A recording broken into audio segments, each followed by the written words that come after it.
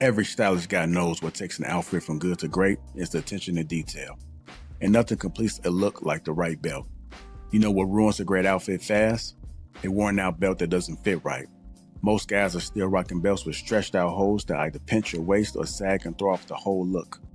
That's why I'm excited to partner with today's sponsor, Anson Belt & Buckle. This family-run company has been around since 2009 and they've completely reimagined how belts should work. Instead of holes, Anson Belt uses a micro-adjustable track system with quarter-inch increments.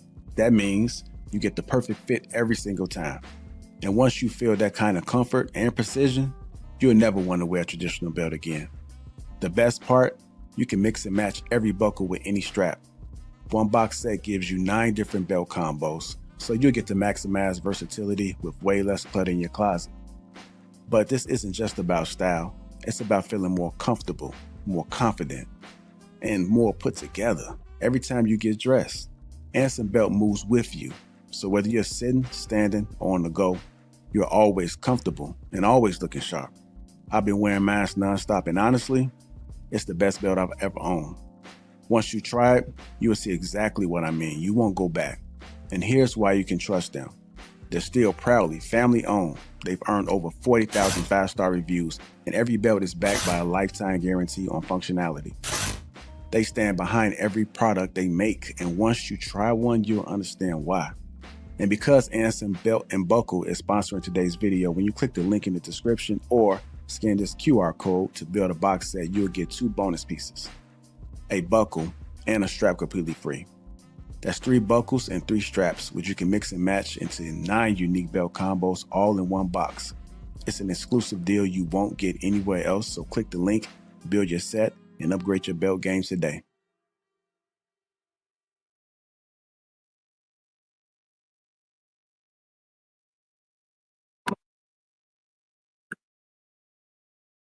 What's going on, family? How you doing, man? Shout out to Anson Belt & Buckle. If you guys want to go ahead and get your selection of belts, click that link that's pinned to the top of the chat and as well as in the description. What's going on, Jimmy? How you doing? What it do? What it do? What's up now, fellas? What's happening out there? No complaints, man. Blessed to be alive to do this all over again. So another day above the earth, the dirt. I know that's right. Right on. Right on. Yep, your mic is coming in hot, man. Let me turn it down a little bit. If you guys haven't already hit that like button, also make sure you subscribe to the channel. What's going on, Mrs. Hink, TJ, Dory G? Let's see who else we got. Dale Matthews, Clout Jones. Hope to see you soon. The Struck Icon, Jolie, Steven, Branu. What's going on, Green Gang? Michael H. I might have said Nike already. We got Willie in the chat holding it down per usual. Let's make sure we be on our best behavior this evening, as always. I don't expect less. We got an amazing show ahead for you guys, man. We're going to be discussing courtship versus dating. Should courtship be a part of societal norms? We're going to get to that. But before we do, I'm going to get this icebreaker topic that I'm going to open it up with, and then we'll get to it. Y'all ready? Yep. All right, here we go. Men, a lot of y'all going to end up single and alone at the end of your life, too. I know y'all out here saying that it's hard for women to get married. It's hard for some of y'all to get married, too. Because the women that God has for you, you overlooking them. You keep shooting your shot at women that don't even want you because you ain't got everything you supposed to have together. I'm going to say it because y'all don't really understand.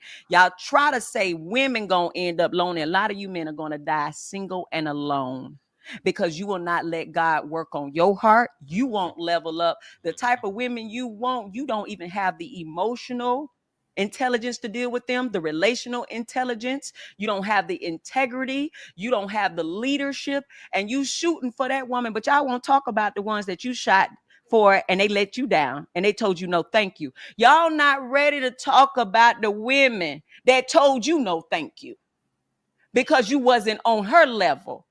It's a woman that you shot for, sir. And when she denied you and shot you down, now you mad at all the other women and trying to dog them and give them self-esteem issues. Oh, I see y'all out there on the internet streets dogging women. This why y'all don't never get married. Y'all gonna be single forever. Sir, so are you. Sir, so are you. With that stubborn, prideful mentality, thinking that you are better than every woman out here and that you are the prize. Sir, you gonna be alone and single too in your elderly years. So stop going after women talking about all y'all single women. Some of you men are single because you can't get the woman you want neither.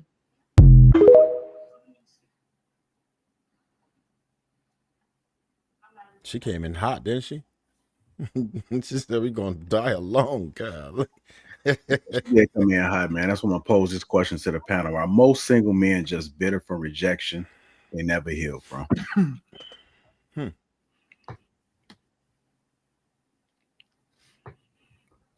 Anybody can go first. Let me say this. I can't deny that there's some dudes out here that probably feel like that way. You know, that there's been oh no, and they wasn't able to handle the rejection. Now, I think you probably gonna see a lot of more of those type of young men in this era, you know what I'm saying? Probably kids that was born in 2000, 2005, or the 2010 era, and them trying to be rejected. They just didn't know how to handle rejection because they always got what they want. They always was spoiled and being well taken care of. You know, that everybody get a trophy era. So yeah, I wouldn't be surprised if these young men were feeling some type of way about a woman just because they told them no. Because we see some of the results, how they respond. They be ready to fight the woman, ready to cut the woman, you know, ready to end the woman because a woman tells you no. I don't believe in that. But, you know, we come from a different era where we handle rejection and keep it moving. You know what I'm saying? That wasn't a problem for us. But these young cats now, I think they are moving like that, JR. I'll leave it there. Okay. Go ahead, Trev. So, she made a couple valid points about at least, well, some of the men who were angry, right? But I think it's such a low percentage that it's not even worth mentioning, right? Men, at least we have more of a pragmatic approach to things. We understand that, okay, well, some of us will never get the women that we want, right? And a lot of females will say that, but then they always saying they're the ones that are settling, as if we don't make any concessions ever. We, as men, generally don't get what it is that we want out of women. We have to say, all right, well, we're compromising ourselves just to deal with most of the women who we have access to. While there are very few select men who can obtain the women they want, most men just can't. So yeah, it is what it is. But I don't think there's enough angry men out here that are violating and all of that. Like, I know we sometimes refer to the incel culture, which there are some. And if you're on the internet, then you could get the idea, especially in these particular spaces, that there may be more represented than there actually are in real life. But most men just understand, they know what type of women that they can get. Females have to understand that there is a stark difference between our reality and theirs, right? We don't age like milk. Like, we have a longer time span to where we can obtain women. Our attractiveness just lasts a little bit longer, and it's not set by us. It's set by the women who respond to men. So yeah, men typically do have a much longer time span to be able to get a woman than they will have to get a man. So, and a lot of the people who say you're going to die alone, those aren't generally like those are the guys that are kind of doing their thing. I wouldn't usually say that's the people who not getting there. A lot of them stay quiet. They don't really have much to say outside of these internet spaces. For the most part, dudes are not running around in the street, you know, talking about women. Oh, you're going to die alone. They don't do that. That's not like real life. That's like what you see on the internet. And that's about it. Most of these dudes who don't have access to women, they're going to stay in their closet, you know, get their little videos and do what it is that they do. I'll let somebody go. All right, Willie. Is it fair to call yourself the prize if no woman wants you? Do we skip the other question? I mean, you can answer the other question. I mean, I was just trying to keep it, you know. No, I don't have to answer that one. That's easy. Is it fair to call yourself the prize if no woman wants you? I don't think that men call themselves the prize anyway. Um, so, but if you're not desired by women, you're useless at that point. As far as the dating market is concerned, it's like the majority of men, women don't even see. So none of those men can call themselves a prize because they're not getting picked. They're not being sought after. They're not being competed for. If you look at go to a carnival, you compete for prizes. So none of these men would be the guys that are on the shelf or the prizes on the shelf that everybody's competing for. None of these men, the majority of men aren't the big teddy bear that is going out there and someone's trying to go win it for you, or a woman's out there like wanting somebody to get it for. So I guess the answer would have to be no, because if a woman doesn't want you, what are you a prize for? What about you, Marcus? What do you think about that? Is it fair to call yourself the prize if no woman wants you? No, yeah, you can't call it. I think it's a small amount of men that's angry. I'm gonna answer both questions together. I think it's a small amount of men that are actually angry and they're vocal about that. To Trev and everybody else's point, most men aren't complaining. If it's not going their way, they'll just retreat or go to like figure out a way to find a hobby and just move forward. The majority of them are not on the street yelling women ain't shit and all this other stuff. But if don't nobody want you, you're not the prize. It's a fact of life. Prize is something people aspire to and they're trying to get. And if nobody wants to get you, then how can you say you're a prize? It don't hold no sound logical reason. But I think that lady was deflecting. I think she had a lot of energy in her clapback. And it seemed as though maybe somebody said something similar to her and she wanted to redirect that energy and let them know, well, you're not going to get anybody either. And if it was coming from her being delusional and somebody saying that to her, I will understand why they might have in conversation had it. But if it was just her saying that just in general to men who had said nothing to her that are single, it don't make sense. It don't make no sense. She was talking about the types of the men that women raise anyway, because those are the only men that are out here trying to fight women for being rejected, that don't take no for an answer, that are emotionally unregulated and just respond violently or physically when they don't get their way in life in general. So of that, she's probably a subject matter expert at what she's talking about. So a hit dog always hollers. And when you're saying that most men, I mean, it's just simply not true. And even if it was, the problem with the logic or the point that she's making is that men do fine by ourselves. We do fine. We don't need help. We don't, as far as relationships go, we can get our boys to help us lift stuff. We can get our boys to help us survive and continue whatever infrastructure it is that we have in place for ourselves. Women come and add to that. The things that women add to most men are things that they don't need, but things they want. They're not necessary to survive. They're not necessary to thrive, but they do make it easier to do both. So when women like that talk about these types of things, it's really just more of an indictment of their personal experiences with the opposite sex than anything else. I seen somebody say she's actually married and she a relationship counselor. Yeah, I never seen a lady before. I was speaking to the energy. That's why I said the word if. If she has that type of energy, I would like to know what spawned it. Could have been a relationship. You see what Jeff James said too. A lot of these female therapists are undercover misandrists, and we can't forget that a woman getting married is not hard. If she's married to somebody that other men respect, is she married to a man that she genuinely admires and respects? So, because again, most guys or most women will settle for the guy who applies the most pressure. That's what applying pressure is for, trying to convince a woman to settle for you. So her being married and being a therapist, that doesn't say anything to refute or support any assertions that she made or that were made against her.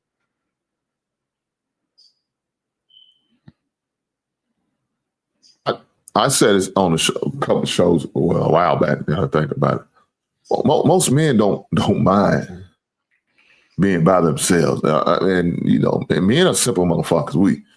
We'll chill, eat a fucking TV dinner. Sit back and watch a game on a goddamn a lawn chair in the middle of your living room with a 65-inch television and be good to hell. We fine. We'll have our paper plates, plastic forks, with a couple McDonald cups, and we'll call it a goddamn day, and we'll be happy. You know what I'm saying? We'll log into X video and get ourselves off. If that's what we need to do every once in a while, we'll do that and keep it moving. Well, you know, every once in a while we'll pursue some female companionship, but if things don't work, it ain't gonna hurt our feelings.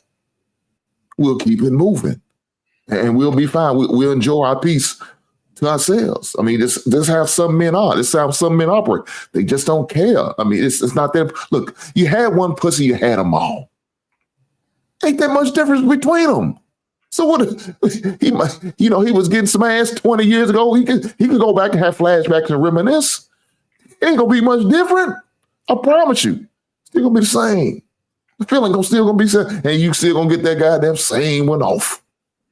But we'll do that if that's what we got to. And sometimes we'll just do it just so we can be at peace. See, we don't want all that chaos. We don't want all that nagging and that extracurricular activity we got to deal with in order to be with somebody. No, I love my peace. I love myself. So I'm going to sit in this cold, lonely motherfucking house by my goddamn self, but I'm going to be at peace. Now, women, they can't operate like that. They need that companionship that moves them. That's a must for them. For us men, man, we can go hang out with our fellas, man, kick it, smoke a stogie, call it a night, man. Go chill at that, like I said, at that lawn chair in the middle of the living room and watch TV. We good. Hank, do you think it's a difference between us actually deciding to opt out versus a man who doesn't have the access? So the question is it up to us if we decide to opt out compared to the man who has access?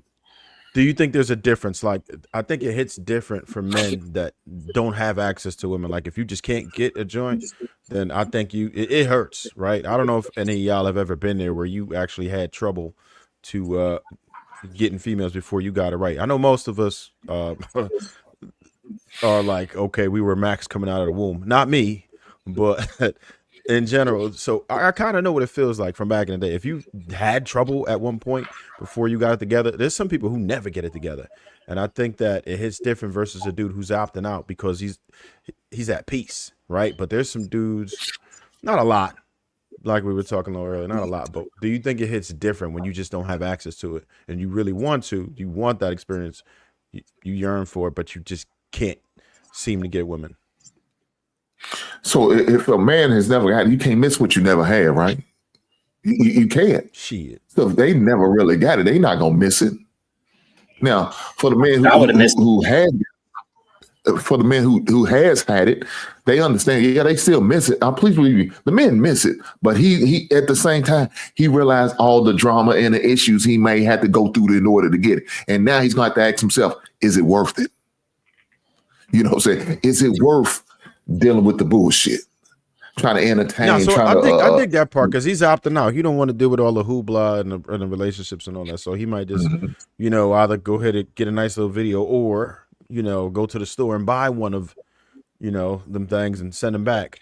So I dig that type of cat. But what about the dude who just like really awkward or just overweight or just undesirable, wants a relationship? Because there's some dudes who really want relationships. I can't say there's a bunch of us, but that can't get it. But there are some.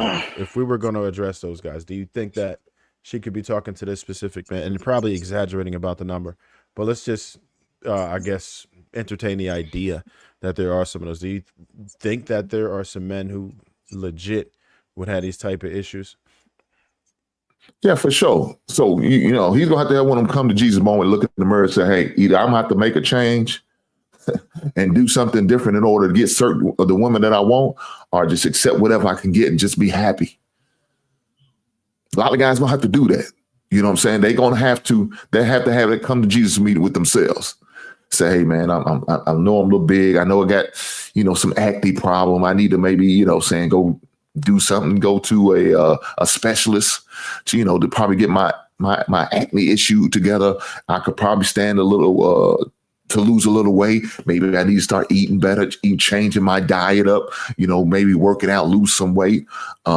Financially, I know I'm not quite there. So what am I going to do? Maybe I need to go out here and get some certifications. Maybe I need to go get a different degree so I could start operating in a different field of what I'm doing, some type of training or whatever I got to do what I got to do to make these changes and adjustments. Some men going to have to do that. Now, if they still not willing to do all that, then fellas, I can't fight the woman. You better get ready to be alone because, if a woman ain't going to choose you, she ain't going to choose you. I mean, unless you want to be okay to be fucking with these lot lizards. Now, if you're okay with that, go on down to the strip and get you some. They there. I mean, shit, motherfuckers are there. Go hire you one for the night. Yeah, and the only reason I was saying that is because I've helped people who really, really need help. Darwin had an episode on his joint where he was trying to help a guy, and this guy was so bad off, man. Like, he was out of shape. He wasn't well groomed. He wasn't making no bread. He had no charisma, and the women were absolutely pulverizing this guy, like just wrecking him because they knew he didn't. Because what you got to understand is that females have no sympathy for men they don't like. Right. So if they see one thing that they could use you for or whatever, they really don't care. They can tap into their sociopath real fast. Right. And I'm like, damn. And he probably, and he knew he was at least self-aware enough to be like, yo, he's like, I need help. Like, I'm not doing well. So at least he understood, but he had no idea of the path to get there. I know this random, but have y'all ever seen the show Love Island? Hell No, no, I haven't. I'm not watching Love. I ain't never watched Love Island. You said Love I keep Island? hearing about it. Love I keep hearing about it. Hell The no. one on it's on the NBC Peacock. joint, right? Yeah. Peacock, yeah. It was a lot of stuff that I could relate to this conversation, but if y'all ain't seen it, then we ain't gonna be able to discuss it. So never mind. That's why I say it's random. No, I keep hearing people talk about it, but I'm the guy. I don't watch shit like that. It's just I can't. Nigga, I watched it. That's what I'm This shit saying. is Like good. I can't because then you know how you see how I get. It's just. And then I'm thinking I'm like, man, these bitches are stupid. I just don't want to. I just keep my energy reserved for shit like that because it's just kind of weird to me. So really what I wanted to use it for is I think that like reality TV, there be people that provide psychological profiles that you could pull from some of the issues that people may be having. Like you might have an overly confident man and you can see the struggle that he having or what struggles are because he's overconfident. Right. Then you might have somebody that's the perfect nice guy, but never get the woman. You see the struggles that he's going through behind not getting the woman. So I look at it more like a psychological data set to be able to understand how people move through this world. But if y'all ain't seen it, it ain't gonna be that in depth to understand what I'm talking about. Yeah, I got you. There's other joints though. I think a lot of those shows are like that. Since they started with like that whole, Flavor of Love thing and all of that, I think we kind of saw like dudes. I know y'all probably watched that. Y'all ain't never. Yeah.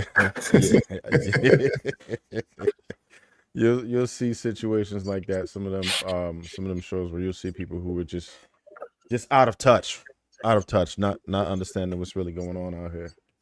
I think Flavor of Love was a hypergamy, like that was hypergamy on steroids, right? For men, right? Why you say for men? Because it was a man that was the guy doing the choosing. Yeah, but it was women fighting after him.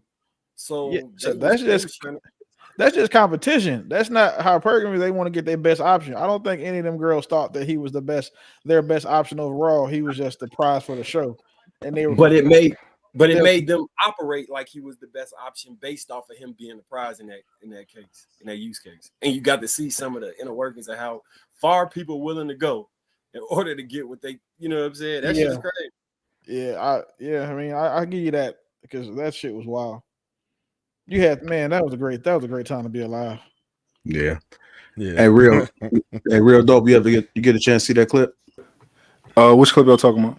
Yeah, he saw it. I'll tell you where he saw it at. We saw it on the other panel. The girl with the big forehead talking about man being lonely. She said she started out saying you're gonna die alone. The girl from the Predator movie.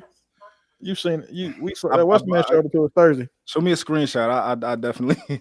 I'll send it to You you. said she And- from the Predator movie. A lot of y'all gonna end up single and alone at the end of your life too. I know y'all out here saying that it's hard for women to get married. It's hard for some of y'all to get married too, because Look at her the women pointing. that See how God she has pointed? for you, you overlooking them.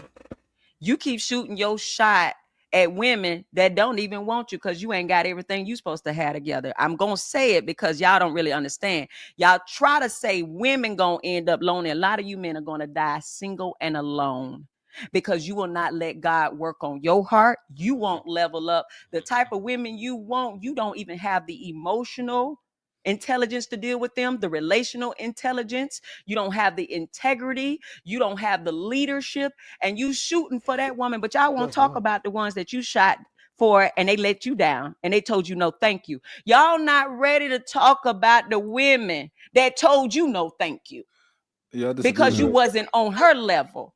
It's a woman that you shot for, sir. And when she denied you and shot you down, now you mad at all the other women and trying to dog them and give them self-esteem issues. Oh, I see y'all out there on the internet streets dogging women. This why y'all don't never get married. Y'all gonna be single forever. Sir, so are you. Sir, so are you. With that stubborn, prideful mentality, thinking that you are better than every woman out here and that you are the prize. Sir, you gonna be alone and single too in your elderly years. So stop going after women talking about all y'all single women. Some of you men are single because you can't get the woman you want neither.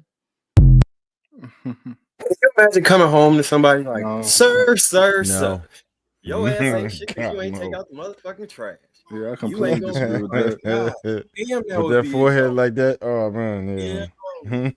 yeah. Passive aggressive. Her looks aside, just her energy as a person. And then I hate when Terrible. women y'all try to talk about what God is. Not again. I think The that most lips. women turn to God after because they want a fresh start. They want to repackage who they are. It's not because of faith. It's because they want a moral cleanse, and they use the Bible to give them that moral like enema. But women who talk like that, it's so sad to see because one, you that old and you that miserable. Two, somebody married you. It's like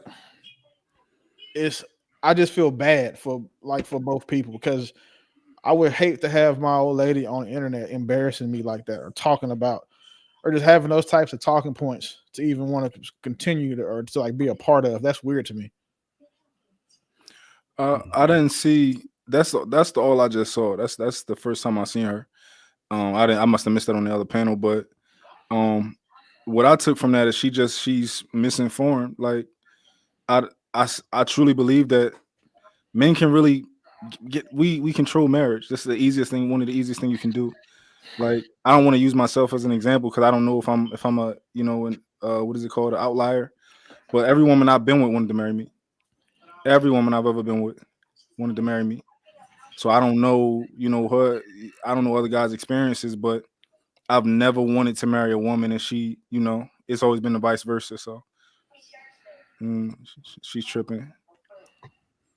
So you know what though? I think that I never really bought into that whole theory.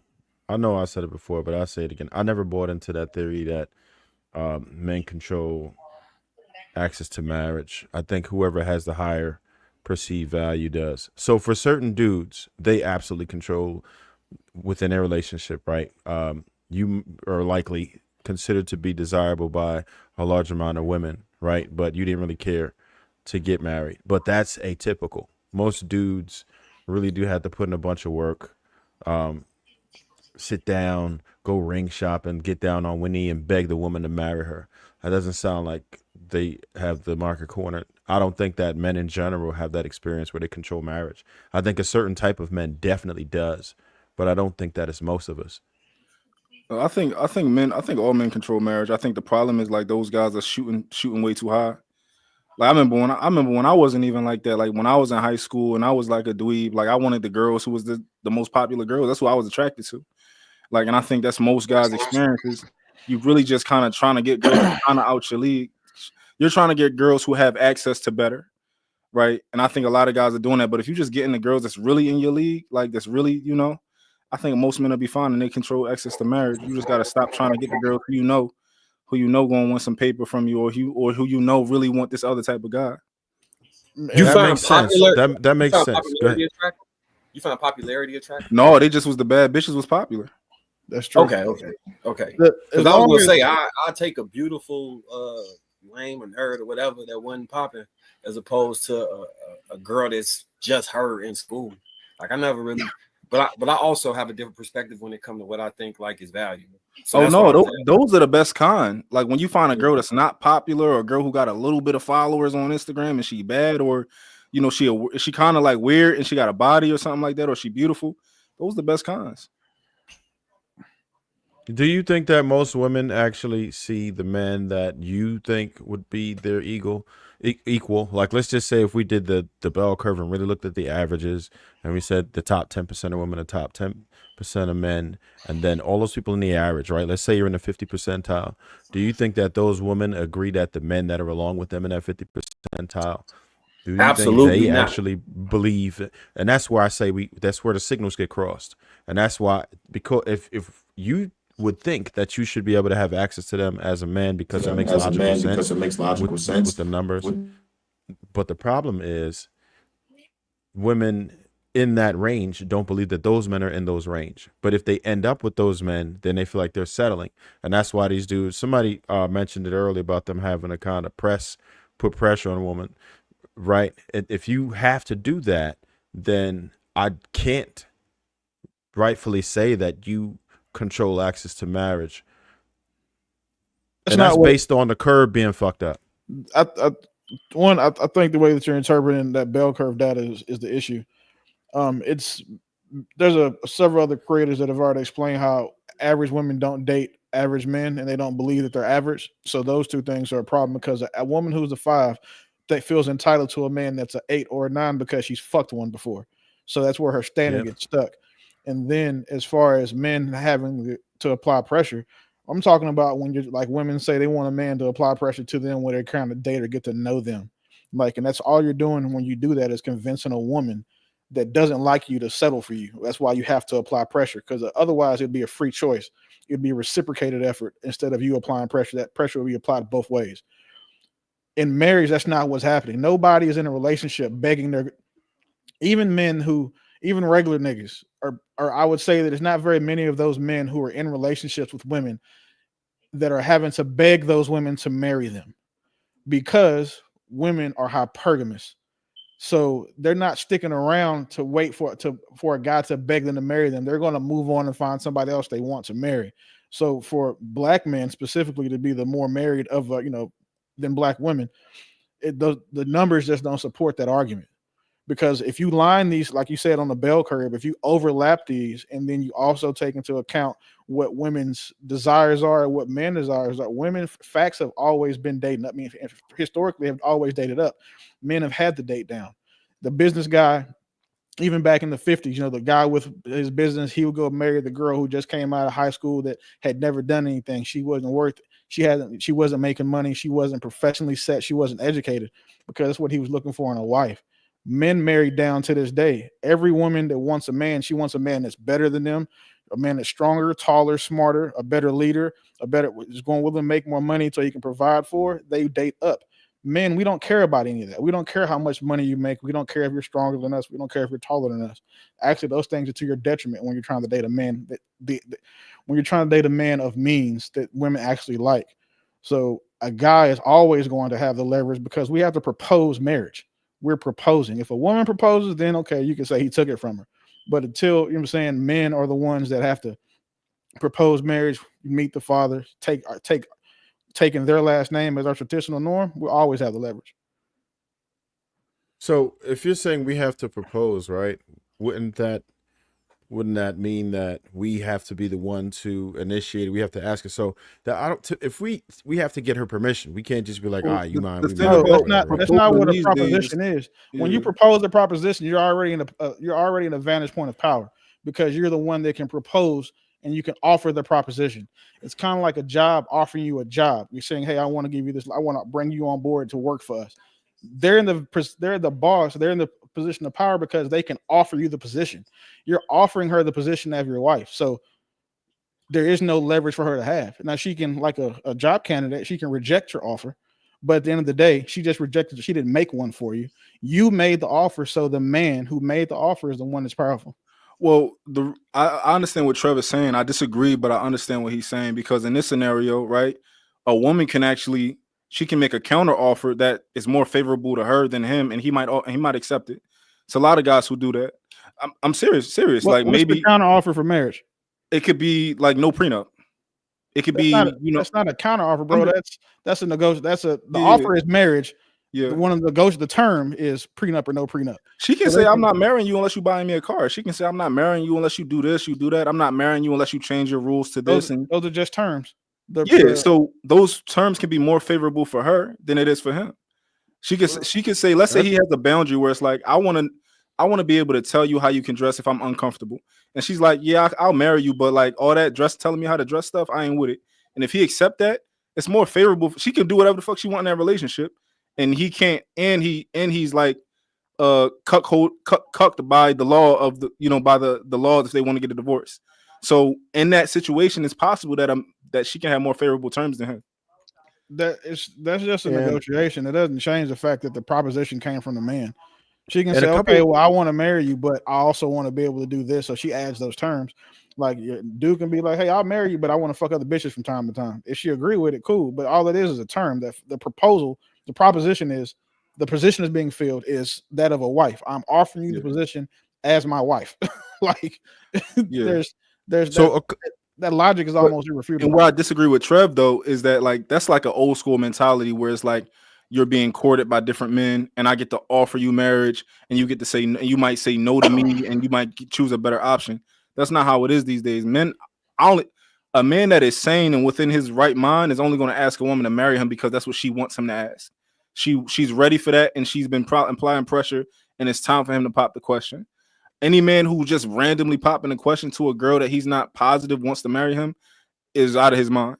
Yeah, I think that is weird. Also, I agree with that, but I've seen that happen too, to where that's the case. And then, I mean, let's say a couple weeks ago, we were here. It was a panel here, right? And we were trying to figure out who was more serious about wanting to be married, and most people gave the idea that men were more serious about being married. So if the men desire to be married more, then I think it's hard to say that we have the full control over that. If we can corner the market with the marriage, if you have the females who are not as enthusiastic to get married. I don't think it's that they're not what I would say is a lot of women don't actually want the marriage. They just want the wedding and stuff like that. I believe that. And I believe that most men, I'm not going to say what most men do, but I believe that in general, at least the men I surround myself with, wants everything that comes with being married when they're ready to get married. Or else it's like, you really need a point to, because as a man can literally get every single thing that a husband gets without being married. So being married is like that much more of a honorable thing for us to do these days, because we don't have to get married to get the things that we used to have to get married to get, if that makes sense. Yeah, no, I definitely agree that it's not advantageous for us to even get married, particularly in the West, because you are pretty much giving up a lot of leverage, right? And like you said, what advantage do you really gain? I mean, there are some, you have tax benefits and stuff like that, but nothing that outweighs the risks that you inherit by getting married. So yeah, that's, to me, is problematic in itself. Were you trying to say something? We gotta we gotta stop conflating courting and dating. Because you're saying most women aren't out here being courted by more than one man, because by definition, when you're courting someone, is to pursue a long-term commitment or marriage, right? Dating is some shit secular people do, because that's a bit more exploratory, trying to figure out, do we vibe, and then seeing what works or what doesn't work. So that part of the argument is where I have probably the largest point of contention, is because if we're talking about women being able to do that, or women having leverage, I don't think that women are. I don't think there's any argument that can be made that could say that women are even remotely close to being as motivated to get married or want to get married as men do. Because if they did, they do it when they were younger. They wouldn't wait until they were older to get married after they've lived their life, like as a last thing to do on their bucket list. If something they really genuinely desire to do, they do it as soon as they're able to, which is when they're in their prime. And the majority of these women aren't doing that. I would give you pushback on that point. How? Because I think a lot of people, a lot of women, are in a place in life where they want things, or they say they want things, but they're not actually serious about. So I'm pretty sure like a lot of women want to be rich when they're young, right? But you might spend your college fucking idiot. I'm sorry, can I say that? You might spend your college being promiscuous, and like doing all these other things, but you telling yourself you always wanted to be rich. I think women have always wanted to be married, but they just like, oh, I can do that later. You know, it's their version of having their cake and eating it too. Is like, I can do all of this right now. Later on, like you probably can ask a girl that's 21 right now. Oh, I'm just having fun right now. I don't really want to, think about marriage until I'm a little bit older. I'm gonna get married when I'm like 30, right? So I think they want it. They just, it's something they put on the back burner. Yeah, well, again, if there's something that you want to do, right, and you have the ability to do it, or typically we don't wait to do it. I think they have a plan in their head. You have the autonomy to do whatever you want, right? If women want to get married, they will. But what happens is a lot of women will wait so they can find a perfect guy, but then they 2-3 miles of dick in. So now that perfect guy that they find, by the time they get with him, they washed.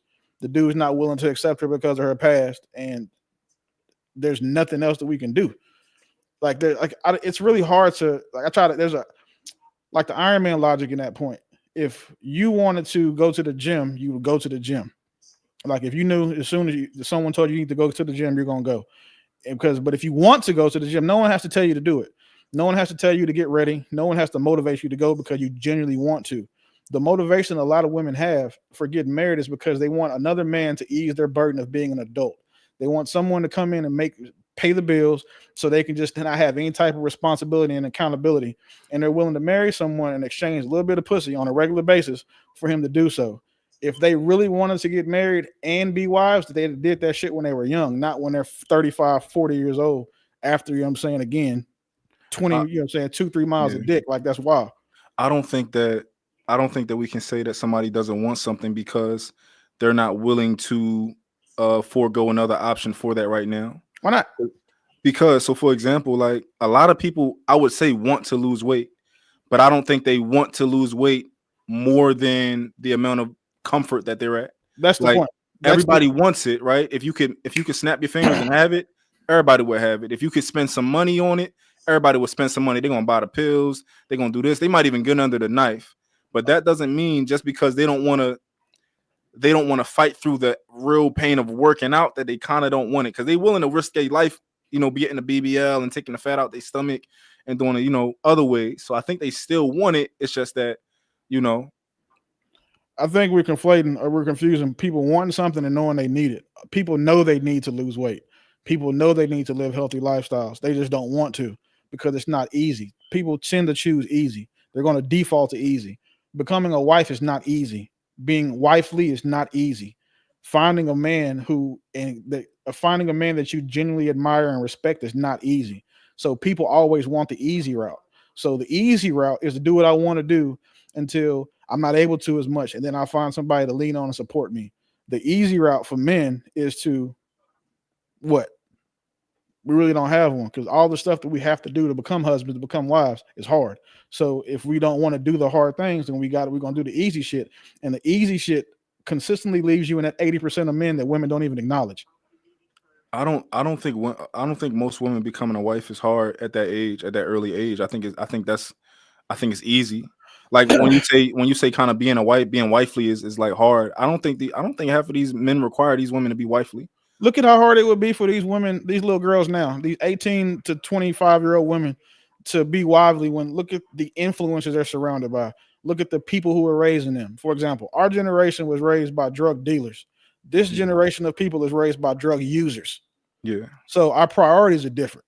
So if the way that we were raised is one thing, because we had an environment where we didn't have all these, secular And mind you, I'm not the religious guy, but we're gonna have all these environments from saying do bald-headed hoe shit that these girls do now. Because now a lot of black culture, we're championing this bald-headed hoe shit, this fuckery and degeneracy, and then calling it black culture. So our kids, and then feeding that shit to our kids. So these girls growing up right now have a significantly harder time being raised to be a wife or being wifely because they're not seeing it. They're not being raised by wifely women. They're not being raised by women who are wives. And then lastly, they're not being influenced by people who are of the same ilk. They're none of those people they're influences. None of those people that influence them are wives or raised by wifely people. So a lot of these girls, unfortunately, are taking advice from hoes, and that's what they grow up and turn into. Yeah, I guess what I'm saying is, I guess what I'm saying is, I don't think that a lot of men actually require of a woman to really be a wife and what it means to us. Like for me, you have to submit. Like I don't like you have to understand that I am the decision maker when it comes to the end of the day, right? There is no we getting married and you about to say the obey part and you kind of like tense up real quick before you say it. It's none of that with me. But I think a lot of the other men are okay with a woman not actually obeying them and not actually allowing them to be a leader. Like somebody break into your house in the middle of the night, you like, all right, take the kids and go do this. She like, no, that I don't want to do that. That sounds stupid. I should be doing this. They're gonna end up arguing with their woman in the middle of the night because they haven't actually required that out of them. That's what I think. I think most men they don't really require their woman to be wild. They just be in relationships with women who talk crazy to them and call them out their name sometimes and apologize later. I don't know. Oh yeah, well I can't speak to that part. I'm just talking about the women who grew up and don't have their shit together wifely wise. So go ahead, Travis. Let me get into the clip and why you have something. I was just going to say, if let's just say Halle Berry was a regular chick, she wasn't famous. Do you think she would have still found it easy to be married as many times as she was? Yeah. How many times was she married? Why? Nobody married. Niggas wasn't marrying Halle Berry because she was a celebrity. They were mailing Halle Berry because she was the baddest bitch on earth for a long time. So, and look at the men. If she had been marrying to regular dudes, then maybe she was marrying dudes who were either bigger or big ass she was. She just happened to be a celebrity. I was just saying, if she wasn't who she was, right? If Halle Berry was a stripper in a strip club, she'd have still been married this many times. Or if she was a nurse at a hospital, she still would have been married these times. The access that she had because of how she looked. A woman's number one agency is her beauty. Halle Berry had that shit in spades when she was in her prime. So for her to be one of the most attractive women, like unanimously voted for all these different magazines for I think 4 or 5 years out of like a 7-year run.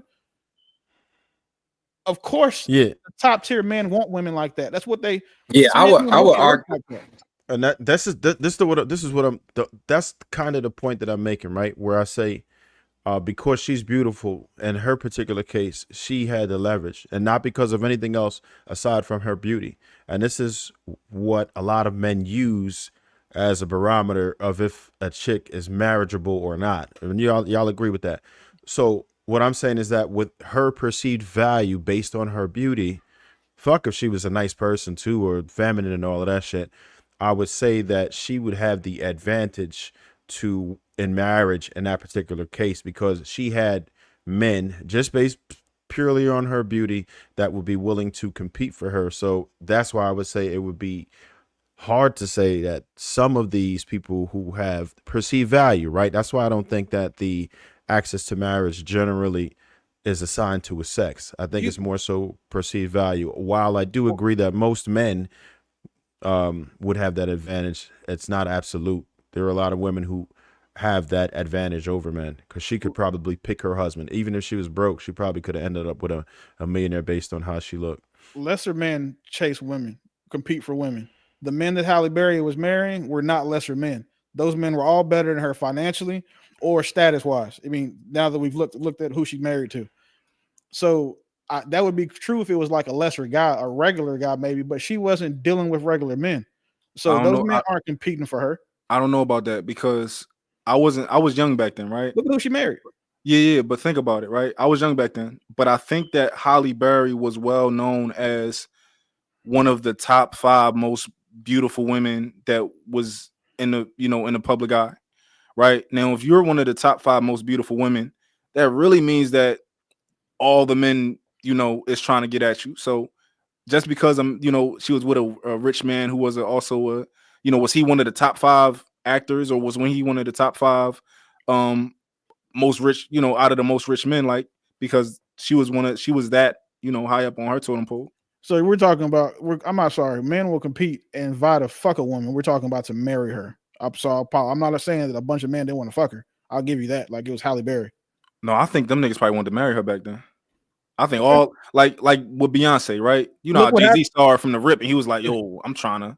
Yeah, I heard he tried to do the same thing with Aaliyah, but listen, or Rihanna. But look at what happened. Look at Halle Berry's outcome in every one of those marriages. She could have been a bad, and that's correct.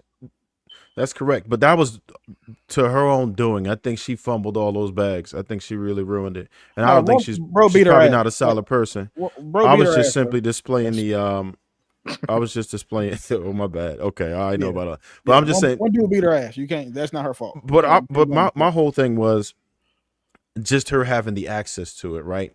And based on just her beauty. There's a lot of dudes out there that really prioritize that. If you are a woman who is beautiful, then I don't think you're going to have a problem getting married, because men are willing to marry you after you've already been married, after you've already had kids and shit that we would never do. Most of us on this panel will never do. But I think your average citizen will sit here and marry a girl because she bad as hell. I watch dudes want to marry women who got like 4 kids and all this crazy shit, but she got a fatty on her, she fly, and they don't give a damn.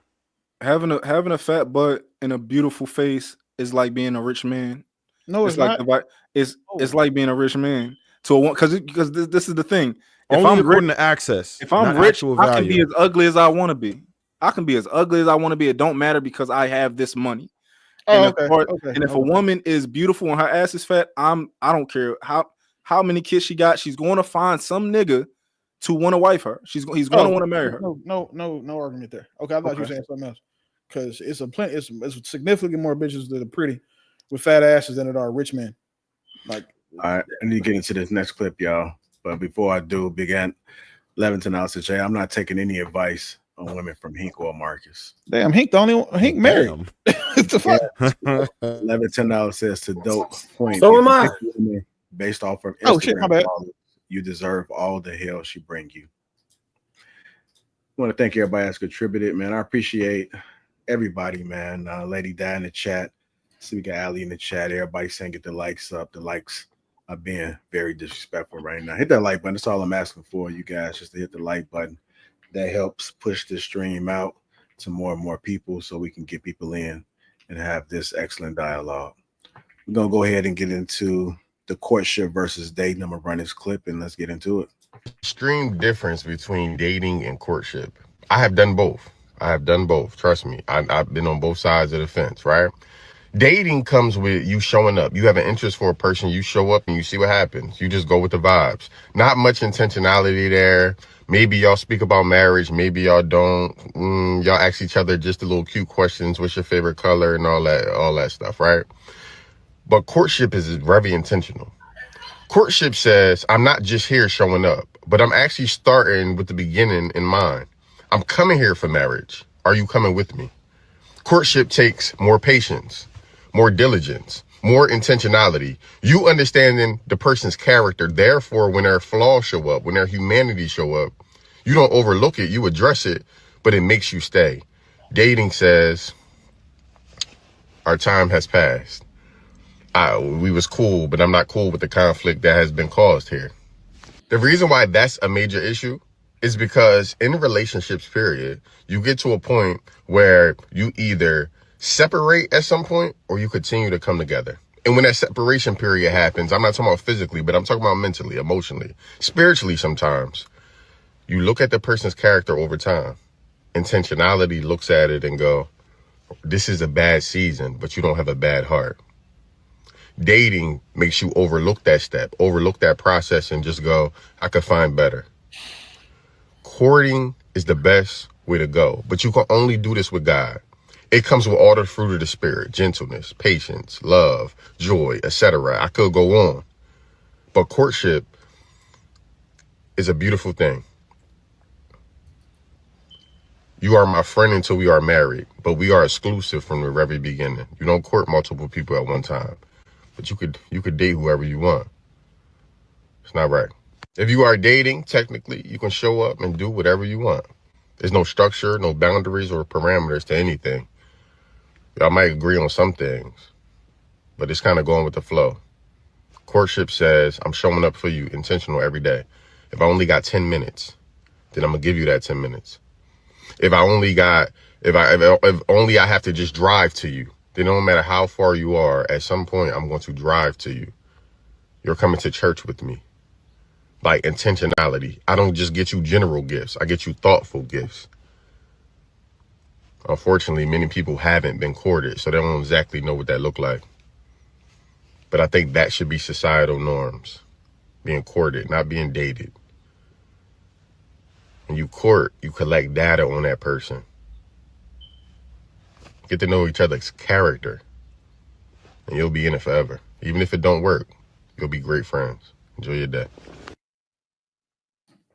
All right, let's go ahead and get into it, man. First question, does dating without purpose create more broken people? Does dating without purpose create more broken people? Sure.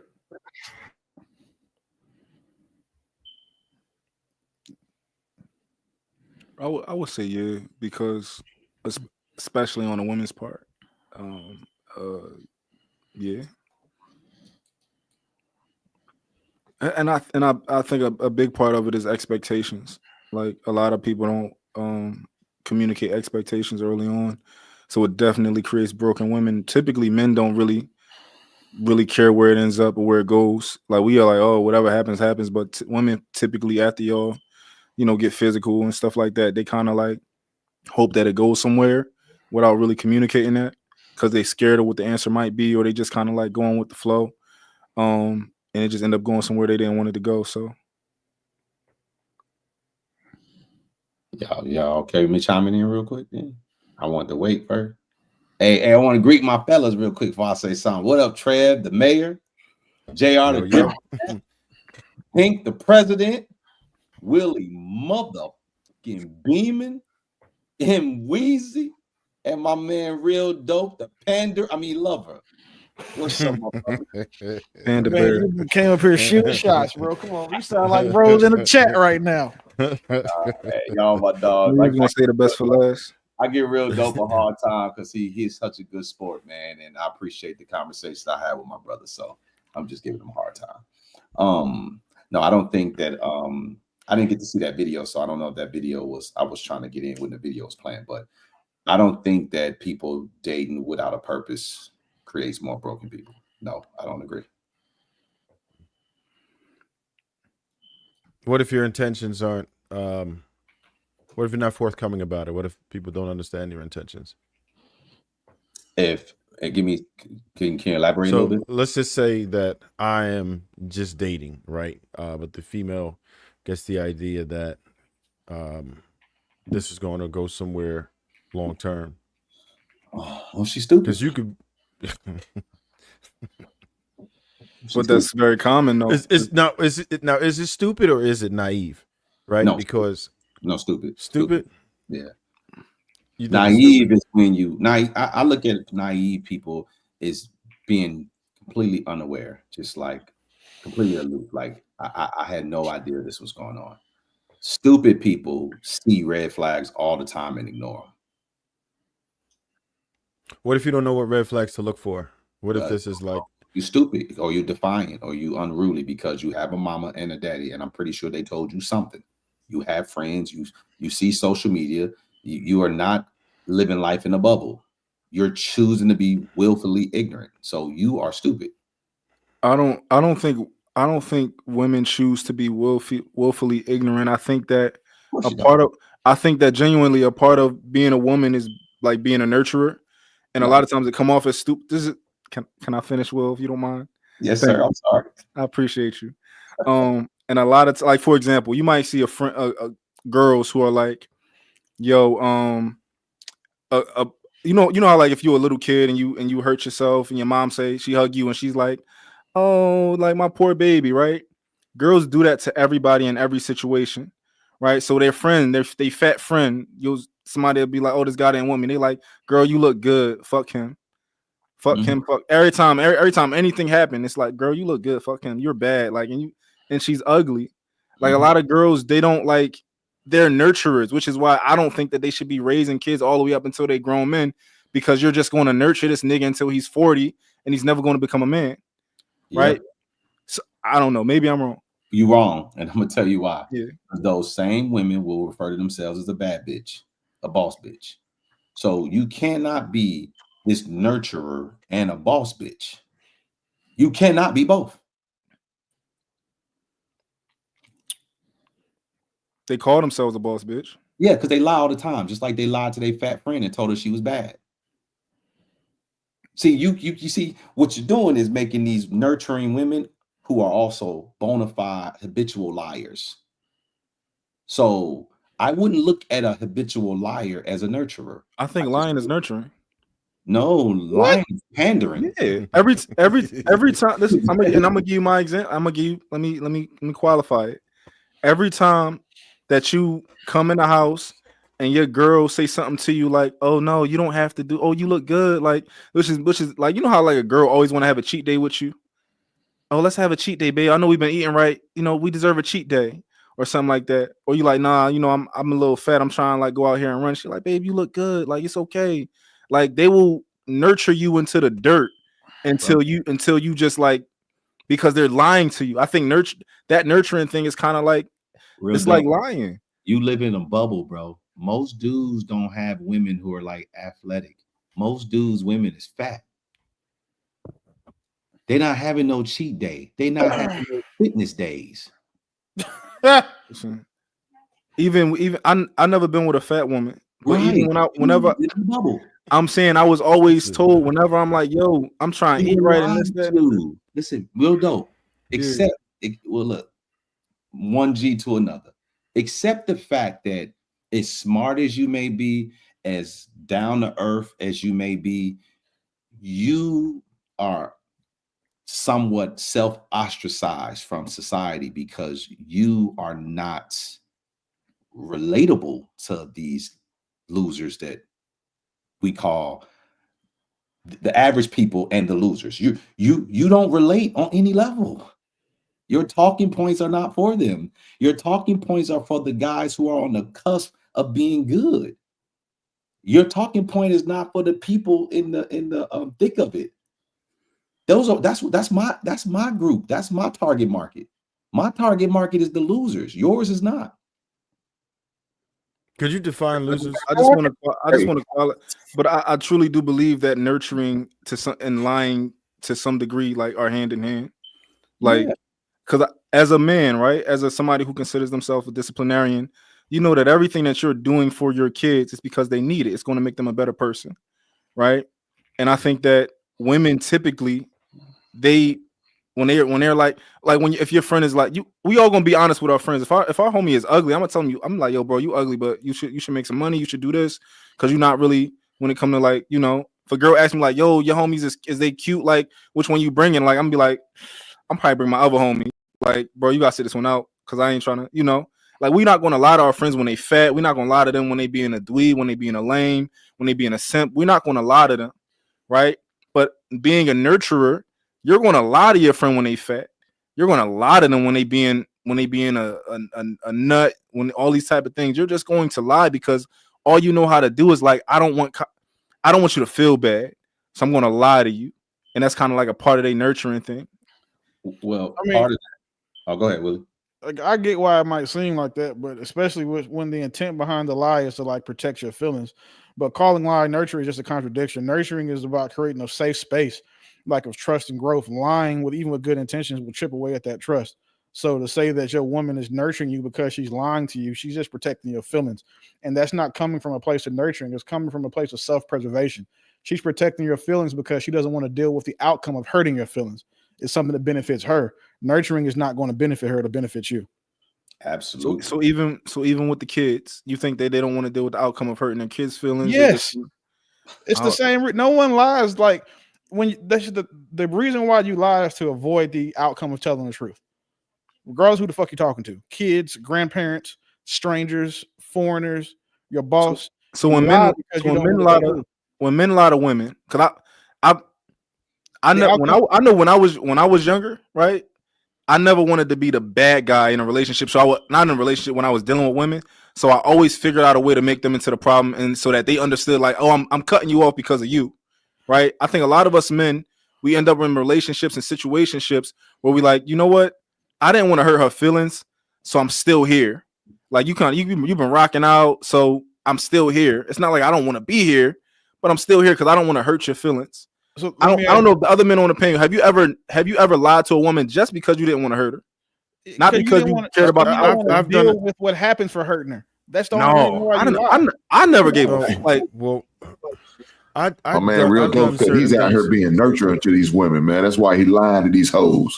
Is that what you saying? So, look, at one point when I would lie I would only lie to some women to not to hurt their feelings, but the rest of them got it. I was all the way 1,000. I never like.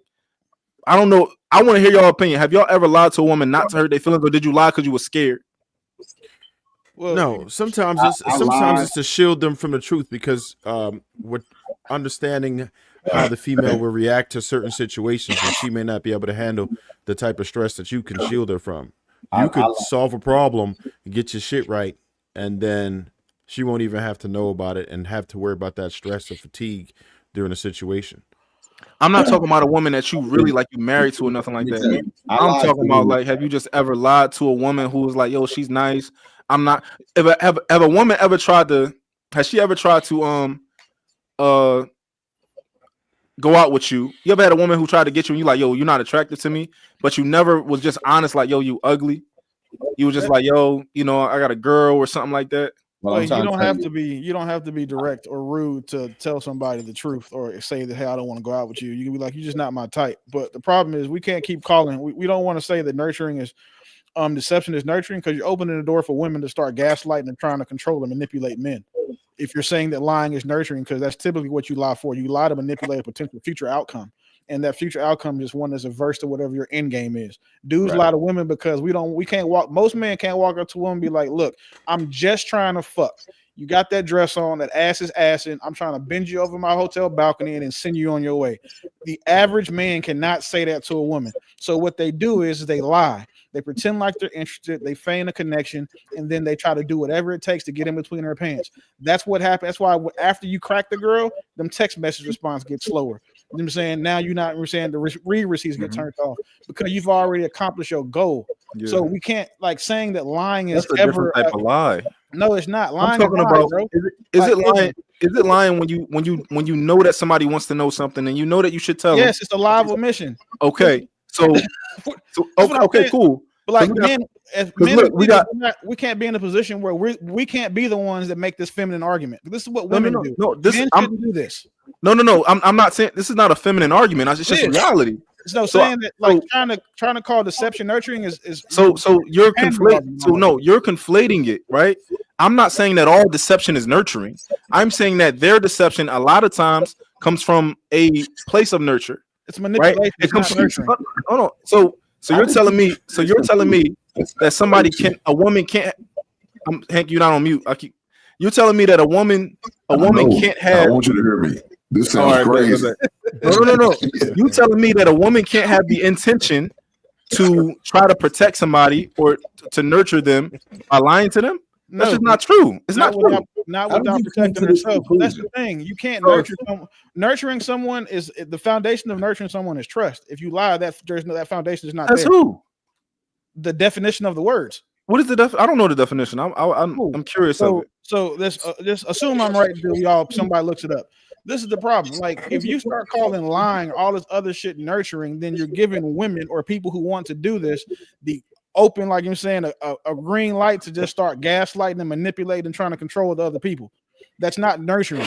Women lie to men because they want to avoid the outcome of telling the truth. For example, now you're talking about women lie to men. So you're going to bring up an example that's totally away from what I was talking about. The example that you were talking about, right? Women lie to their kids because they don't want their kids to react a certain way. For example, I disagree. like say, hey, you try to protect your kids from certain things, so you don't tell them the truth, right? Then you think that's nurturing. At the end of the day, it's a noble. It's like what those little white lies people like to claim, but at the end of the day, bro, it's still a lie. All you're trying to do is control the outcome or avoid the consequences of it.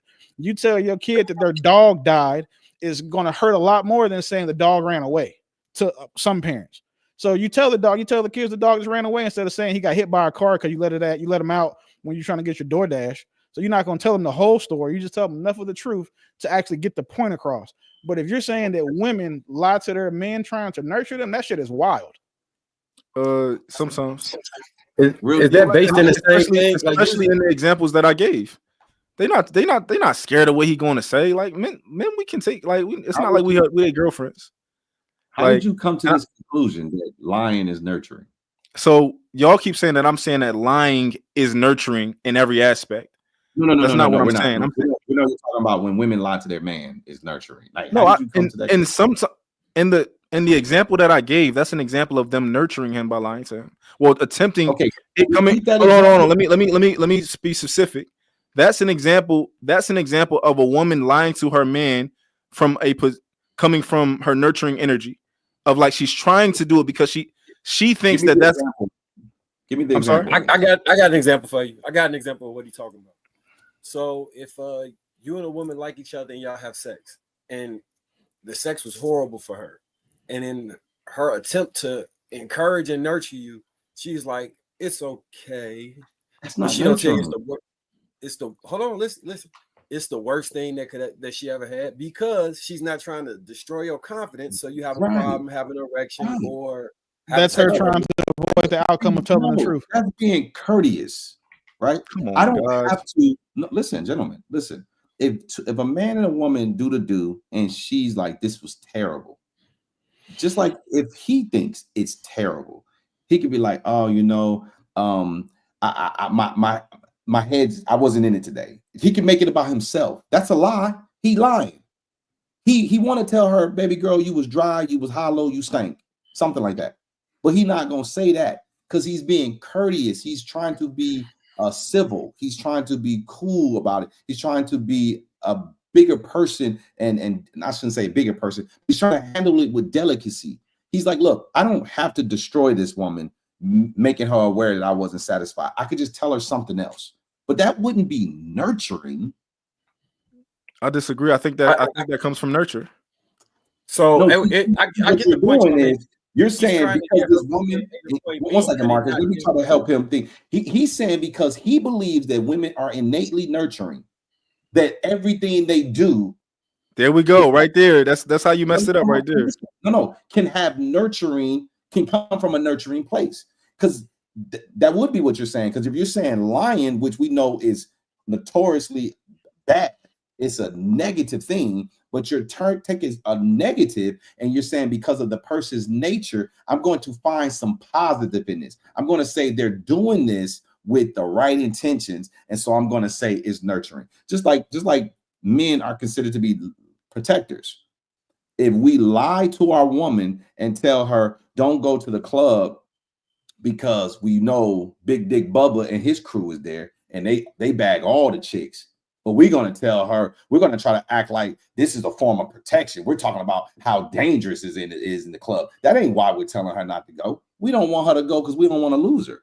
Yeah. We don't want Future and all his crew when they at the club. We don't want our lady in the club with the Migos, with Future, with Lil Baby and all them, when all the Atlanta rappers is out. We want to tell her something else. That's just lying, bro. Yeah, that's just lying. In the eyes of protection, it's like, you're just lying. Yeah, that's just lying right there. But you would never say the guy innately is a protector, so he's trying to protect his woman. You wouldn't. No, because he's lying about why he just don't want his bitch to get fucked too. But you're calling it nurturing. Yeah, but he's lying because he don't want his bitch to get fucked. And she lying because she didn't like the sex. Yeah, she's lying to protect your feelings. It's a lot of other niggas who she probably say, "Oh, your dick small." Bro. No, she's lying to protect his feelings, but you're calling it nurturing. It comes from a nurturing place. She's lying. Yes, it comes from a nurturing place. It comes from a compassionate place. If anything, it's not a place of nurturing. This is real dope. This is some nasty work. Look, when I lied to the hoes, I wasn't trying to be nurturing to them at all. I didn't give a shit about it. I don't feel like a hoe don't deserve the goddamn truth. It wasn't because I was trying to ease their feelings. I just didn't give a shit. So, because I don't think if you don't sit there and lie to me, you already let me know you don't care. You to me, you're disrespectful.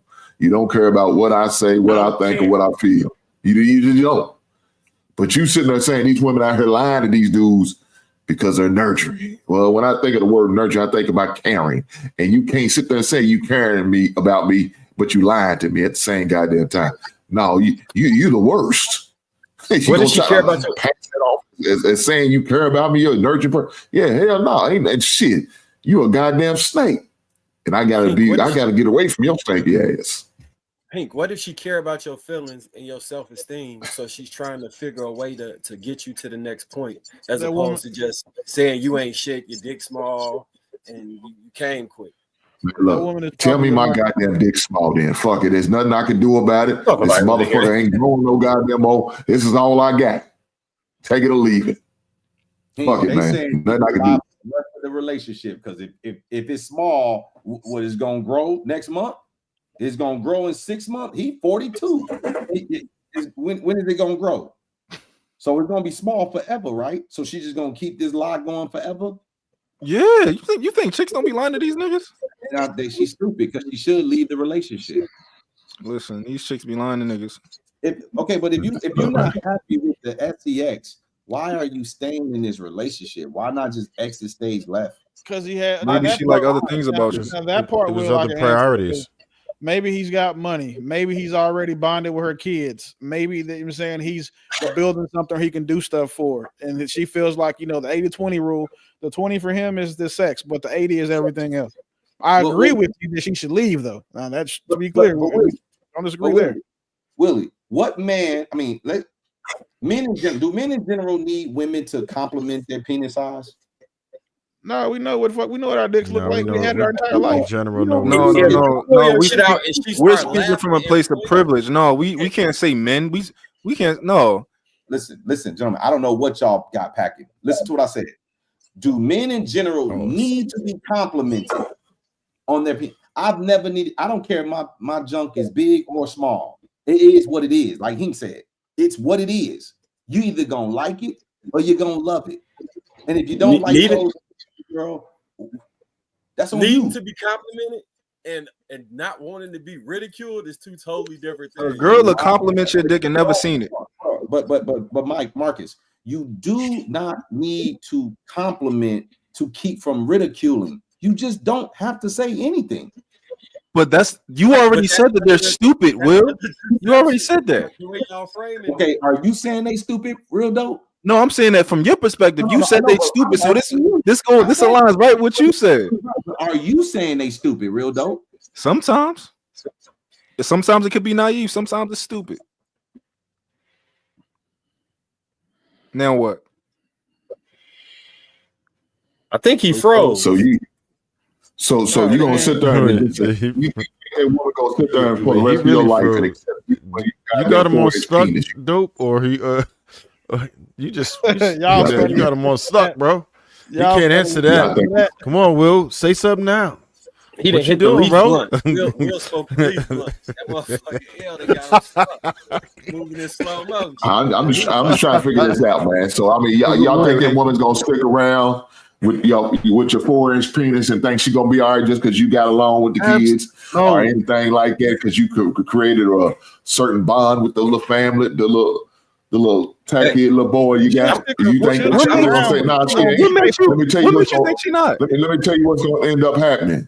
She gonna end up sneaking and sliding down the street with Carlos, with that motherfucker packing a goddamn 12-inch ruler and knocking her back out. And then you gonna come home trying to take her.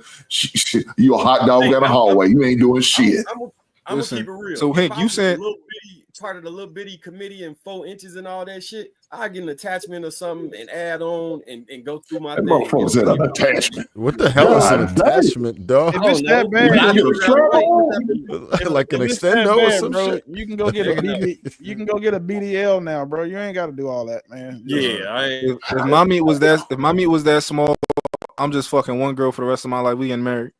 You said you're not finna run around this motherfucker. This I is ain't him. anybody about to be talking about me. Anybody about to be talking about me. Yeah, that's the thing, No, man. I- And like I knew a women girl- women talk about dudes' dick so much, like it's a surprise to the dudes they talking to. Like you Look, tell I knew the dude knew his dick was huge before you told. Oh, well, it's huge. Like he knew that. Like, and or when they get mad at you, that's when it's it was trash. I knew in a 2 minutes. Not my girl. fault. Your pussy good. No, I knew a girl real dope that was cheating on her man for like 5 years. And She was in the military, huh? No, Okay. well, I don't think so. All right. But the reason she was cheating on him was because she was honest about he was a great. She had a kid already, and he was like a good stepfather. He had came in her life when he was young, and the sex was just trash. She started fucking one of the guys, and she was damn near in love with him, but refused. Yeah, man, to he's leave. over there stepdadding too. Crazy. Yeah. Man, Like to Hank's point, like he knew Bro. that shit. He knew it was an issue. That's why he didn't want to leave, because he didn't want to expose no other women to that for the potential of him being ridiculed. yo, no. Listen. Oh, I mean, he Listen, must have been I a gotta- micro or some shit. That's another problem. no, Also. listen. he worked. I got a homie who we always make fun of because like he just always get like this close to hitting the girl and he never close, and we just was make fun of him, tell him his meat small. Like your meat small, you don't want like you just like that's how we just make fun of him. Like he always get this close. He be like, yeah, I was talking to her, this happened. Like he don't fuck none of them. Damn. Man, let me y'all go ahead and gotta. pose- let me go ahead and pose another question for the panel, man. Is courtship dead because men don't want structure anymore? Hell no. I think it's I more mean, suitable if you're serious about a woman, I don't think it ever should be dead because you need to be locked in on this woman that you even consider court.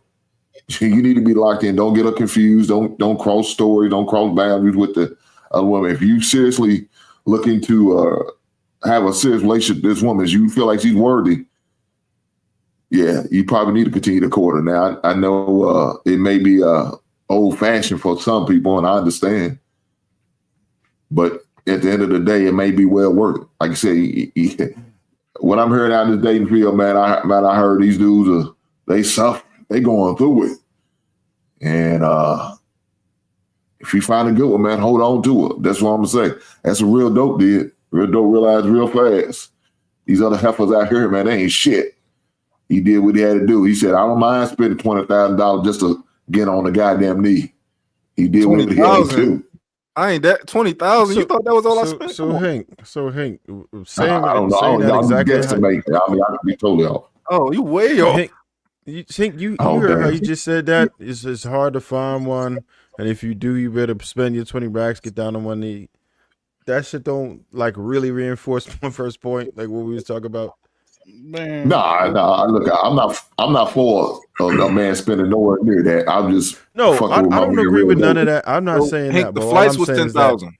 I'm just talking about the point about it not really being like men having control over the marriage market. You know what I'm saying? If you find a good one that's worthy and shit like that. Because women could get a dude to marry them all day, but can they get the dude that they want? And I think it's the same thing for men. Men can get a dude to marry them. What? But it's hard to get that one that you want. Why y'all getting married? I think I don't know. I might You said why? I might be indoctrinated. I don't know. I'm not telling y'all not to do it. I'm asking y'all why are you? I'll tell you why I'm gonna do it. I'm gonna do it again.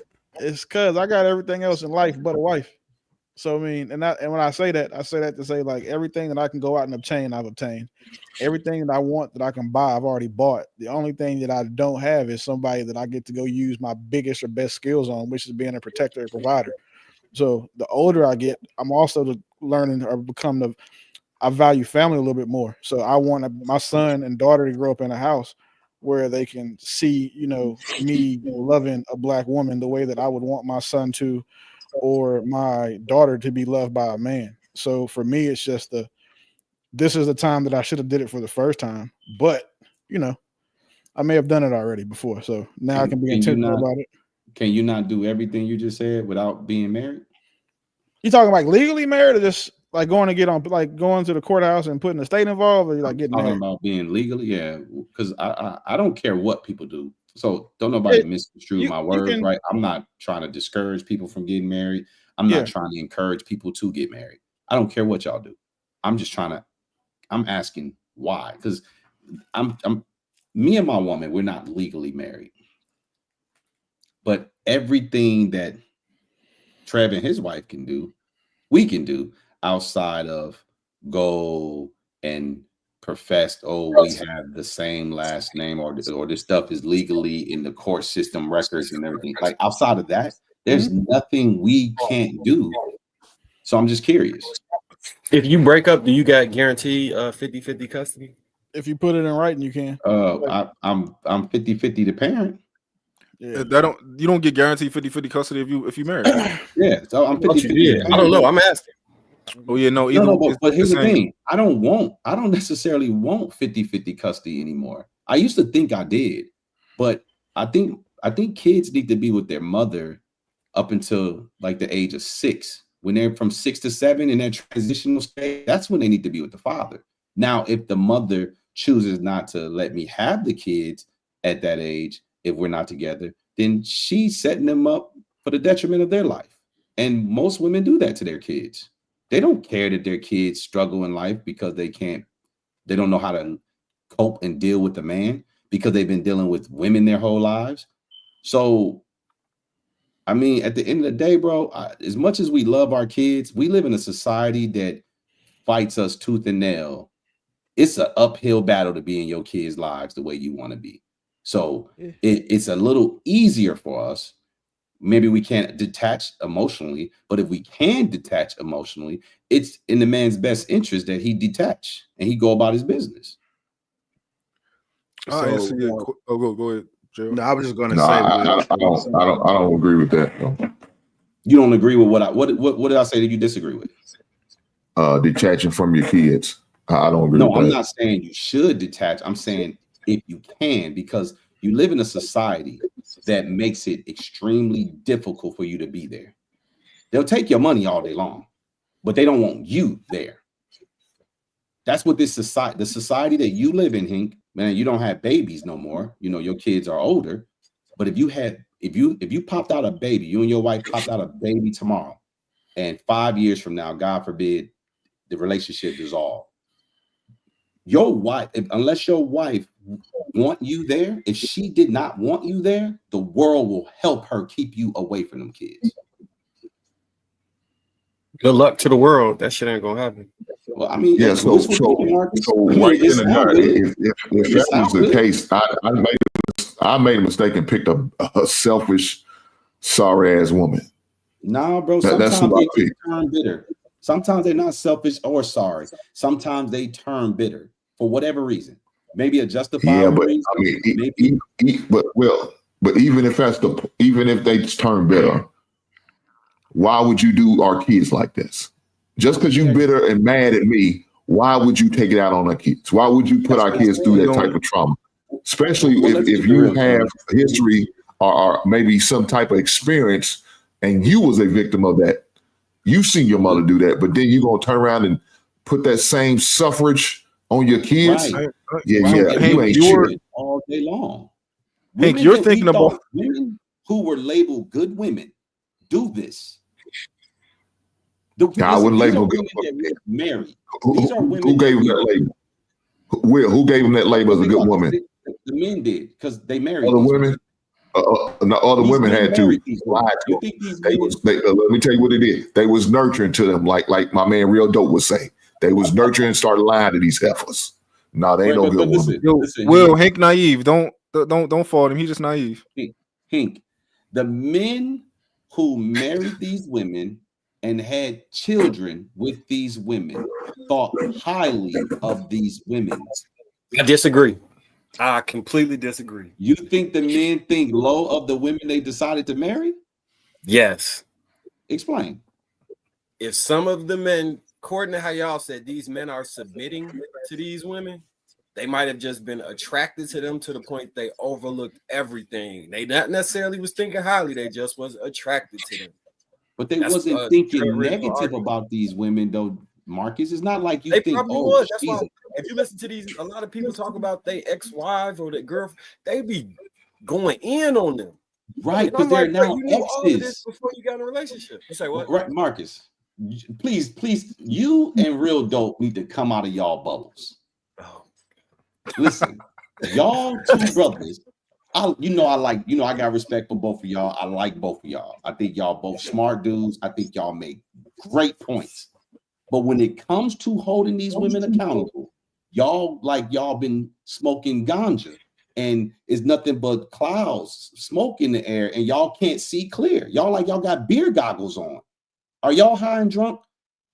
You think that these men who walk down the aisle, Real Dope just got engaged. Real Dope, do you think highly of your woman? Yeah. Oh, Marcus, you married. Did you think highly of your woman when you said I do?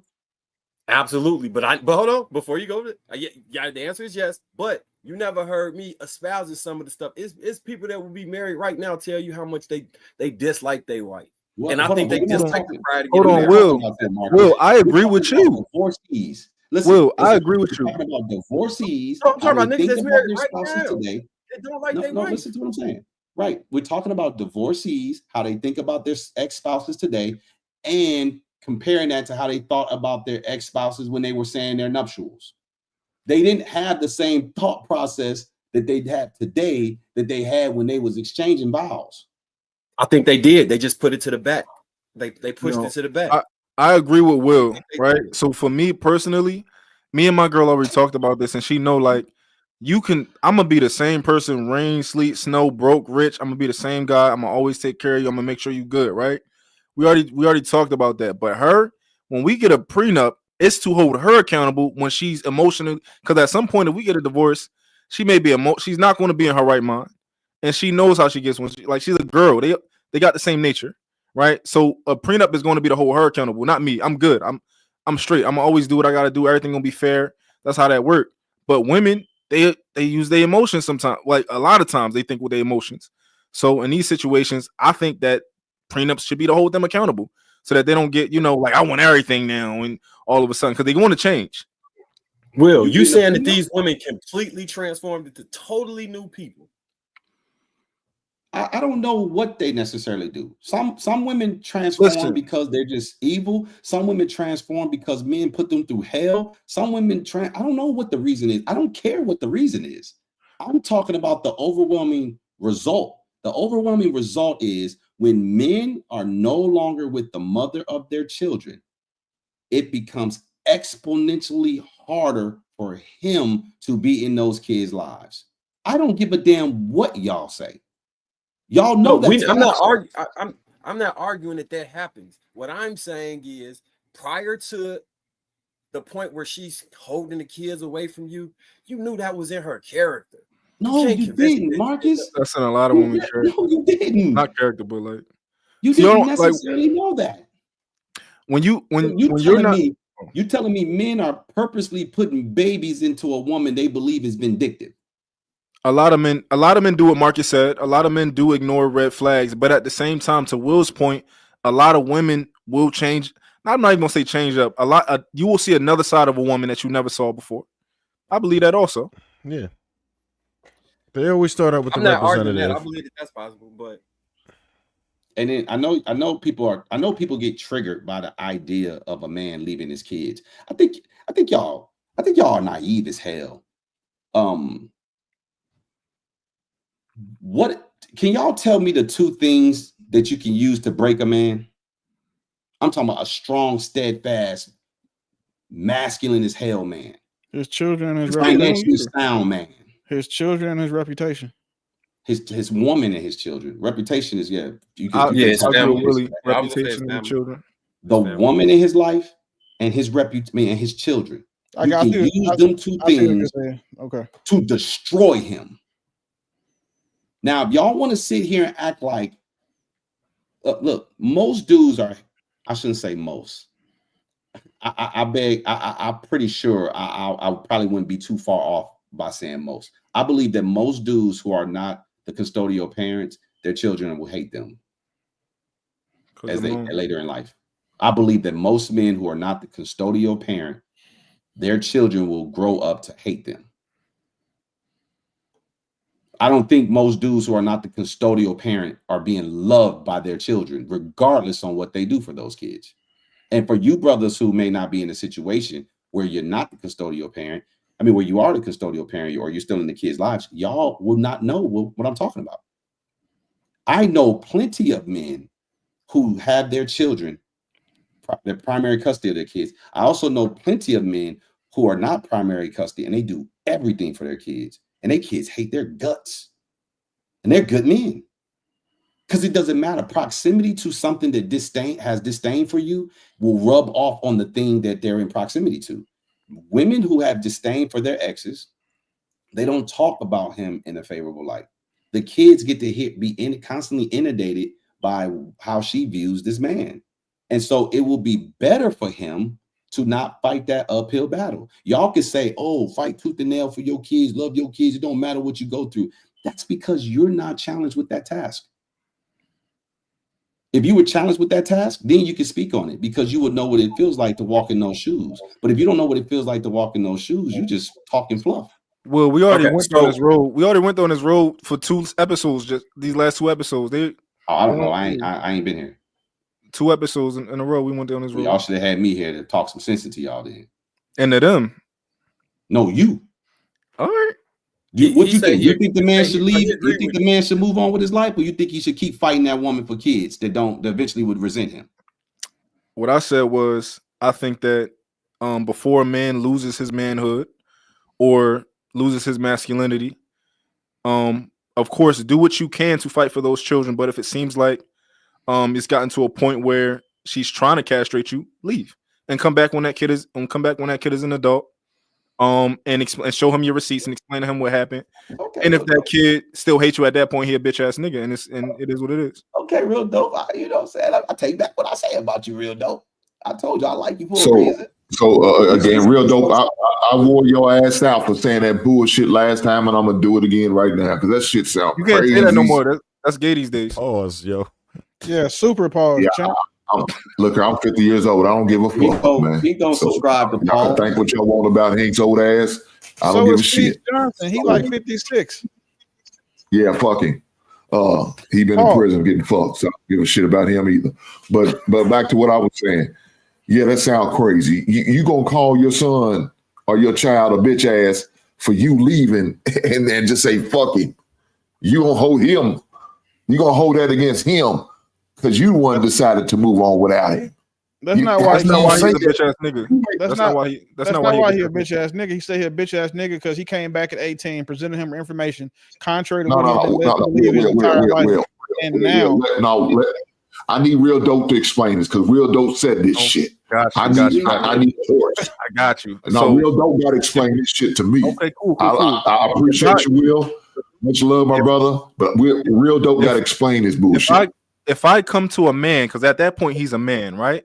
I come to a man and I present you with information, receipts, facts, and I tell you, your mother this entire time has been fighting me tooth and nail, and all I've been trying to do is see you and be a part of you and help you become a man. And she's been fighting that, and she pretty much pushed me away from this. And I show you these receipts, and if you still mad at me, you are a bitch ass nigga, and it is what it is. I'm sorry. I wish that I could have been in your life to keep you from being a bitch ass nigga, but you are, and I'm sorry, and I take responsibility for that, for putting a baby inside of your mom and having you, and then having her do this. I'm sorry for that, but it is what it is. We should have aborted. They a victim of parental alienation. So since you decided to move on and not try to pursue the situation, right? You decided to move on and just say, fuck him, I'm gonna leave with that crazy ass woman, and allowing her for 18 years to infect her with her bullshit. Because please believe you me, when that child gets a certain age, a teenage, he has the right to choose where he wants to stay. But you chose not to pursue that situation. You said, I'm just gonna wait till you're 18. I'll wait another 3 or 4 or 5 years and allow you to stay and continue to get that poison. He don't got to be 18. He just got to be old enough to reason and old enough to communicate to me without his mom having to be there. Wait, well, I want to hear Hink, what age you say? At what age he could choose, or the child can choose? Well, look here, in my state, it's 13. Okay, now watch At this. 13, your child could let the courts know what parent he wants to live with. Okay, Hink, I would say, and I don't have the facts to support this, I would think that majority of the relationships that come to an end where there's a mutual child, I would think it happens within the first 5 years of that child's life. I think that's when most people break up is within the first 5 years of that child's life. If that is indeed the case, that they break up within the first 5 years, that means that woman has at least 8 years to indoctrinate that kid. Because while you getting that kid on the weekends, you pale in comparison to what she can say and how she could groom him or her. So when they turn 13, unless you're Wonderland, your house is winter wonderland, they not coming to live with you. Kids don't just want their mama to go live with their dad. So again, I'm still even if I can only get him every other weekend or every weekend and maybe a couple of days during the week, do that and still let your child know that you're here. You're not going no goddamn where. I'm not going to move out of state. I'm not going to move out of the city. I'm going to stay within the vicinities so they know I didn't abandon this child. My child's going to know I didn't abandon you. I'm going to abide by the visitations of the court. But please believe me, when that child turns to that 13th, we're going to go back down here. We're going to fix this. But hey, another thing that can always happen is, first things first, I'm going to tell the man, why don't you see if you can have a conversation with this woman? See if we can sit down and have a conversation and try to talk this out. I don't want to have to go to the courts. We neither one of us don't want to have to go. We don't want to spend this money and do all of these things. Hold on, man. Let me finish. I don't interrupt nobody. I don't cut you motherfuckers off. Just let me finish, and then I'm gonna chill out and go on. Goddamn. Did I? My bad. So I would sit down and have a conversation with this woman if I can, if all possible. That's the first thing. And I'm gonna let her know, baby girl, you can't afford a lawyer. And I really don't want to get a lawyer. I don't really want to have to go this back and forth. Can we come to some type of agreement where we can do this? I can have my son or I can have my daughter and we can stay with me. I mean, look, he's going to be in a good district or he can go to a good school. I got the means to take care of him. Won't be a problem. Matter of fact, I don't want your money. You can keep that support. I don't need it. Just allow me to do what I need to do as a father. According to ChatGPT, you got the means to take care of that kid. She wants the courts to take those means from you to give them to her so she can take care of those kids. No, Will, Hank is on to something. No, Will, Hank is on to something. How about we just tell all the men to have a conversation? Like we ain't did that. Let's talk. But see, the problem is most men ain't. Most men ain't having a conversation. I beg to differ. Most men, first of all, most men don't go straight left because you already, like I think Real Dope said, you challenged their manhood, you made them feel some type of way, so they feel like, oh shit, this bitch is fighting, now I gotta fight. It's gonna go left because maybe she already went left, and if you can somehow, some way, calm this heifer down long enough to have a conversation, maybe we can do that. What is this? Men are doing that. According to ChatGPT, it say 90% of custody arrangements are settled outside of court. Of the cases that go to court, fathers who actively seek sole or primary custody win 50 to 60% of the time, depending on the state and the quality of legal representation. Joint custody is becoming the norm. Over 40% of recent court order arrangements grant equal custody or extensive visitation to the fathers. Only 10 to 15% of men who ask for full custody, many more request joint custody or generous visitation, which courts often grant if the father is involved, stable, and the environment is healthy. As long as you can prove you have a stable home, you document your involvement, you seek legal representation or you self-educate, and you request custody clearly, not just visitation. But it's not true. Hey, M. White, hold on, that's true. But listen, now M. White, I know what prompt you use in ChatGPT, so now I want you to ask it right below it. Say, when it comes to divorces, what are the stats? because the majority of these fathers we're talking about are fathers of divorce. We're not talking about people who just had babies by somebody and don't get to see the kids. That those stats hold, as you just said. Ask it what the difference is for divorces and see what it says. First of all, it says 40 to 45% of first marriages in the U.S. end in divorce. Hold on. I guess I didn't put kids in here. Hold on. Yeah, just ask it pertaining to the stats. How do these stats skew when viewed here through we the go. lens of Fathers divorce? who seek custody win 50% of the time or get joint share custody. Only 10 to 15% of men actively seek sole custody. Post-divorce outcomes for men. Alimony. Only 3% of men receive alimony from women even when eligible. Men pay alimony 97% of the cases when it's awarded. Men pay child support 85% of the cases. Non-custodial Black fathers are less likely to receive fair support adjustments if unemployed or underemployed. However, many FBA men overpay or remain trapped in outdated child support orders due to lack of legal aid. Let me ask y'all something. So, simple question, right? Let's not complicate this because this should be a real slam dunk, simple response. When there's a couple that live under the same roof, a man and a woman, and they have children, a lot of times within that household, the couple is holding down 3 jobs. One person has 1 job and one person has 2 jobs. I'm a PhD. What percentage of the women you think in these relationships have 2 jobs? Well, like 10%, something real low. 10%. Could you repeat that again?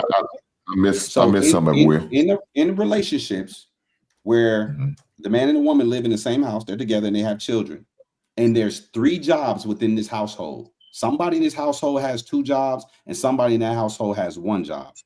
What percentage of these households do you think is the woman having 2 jobs? 0 to 5%.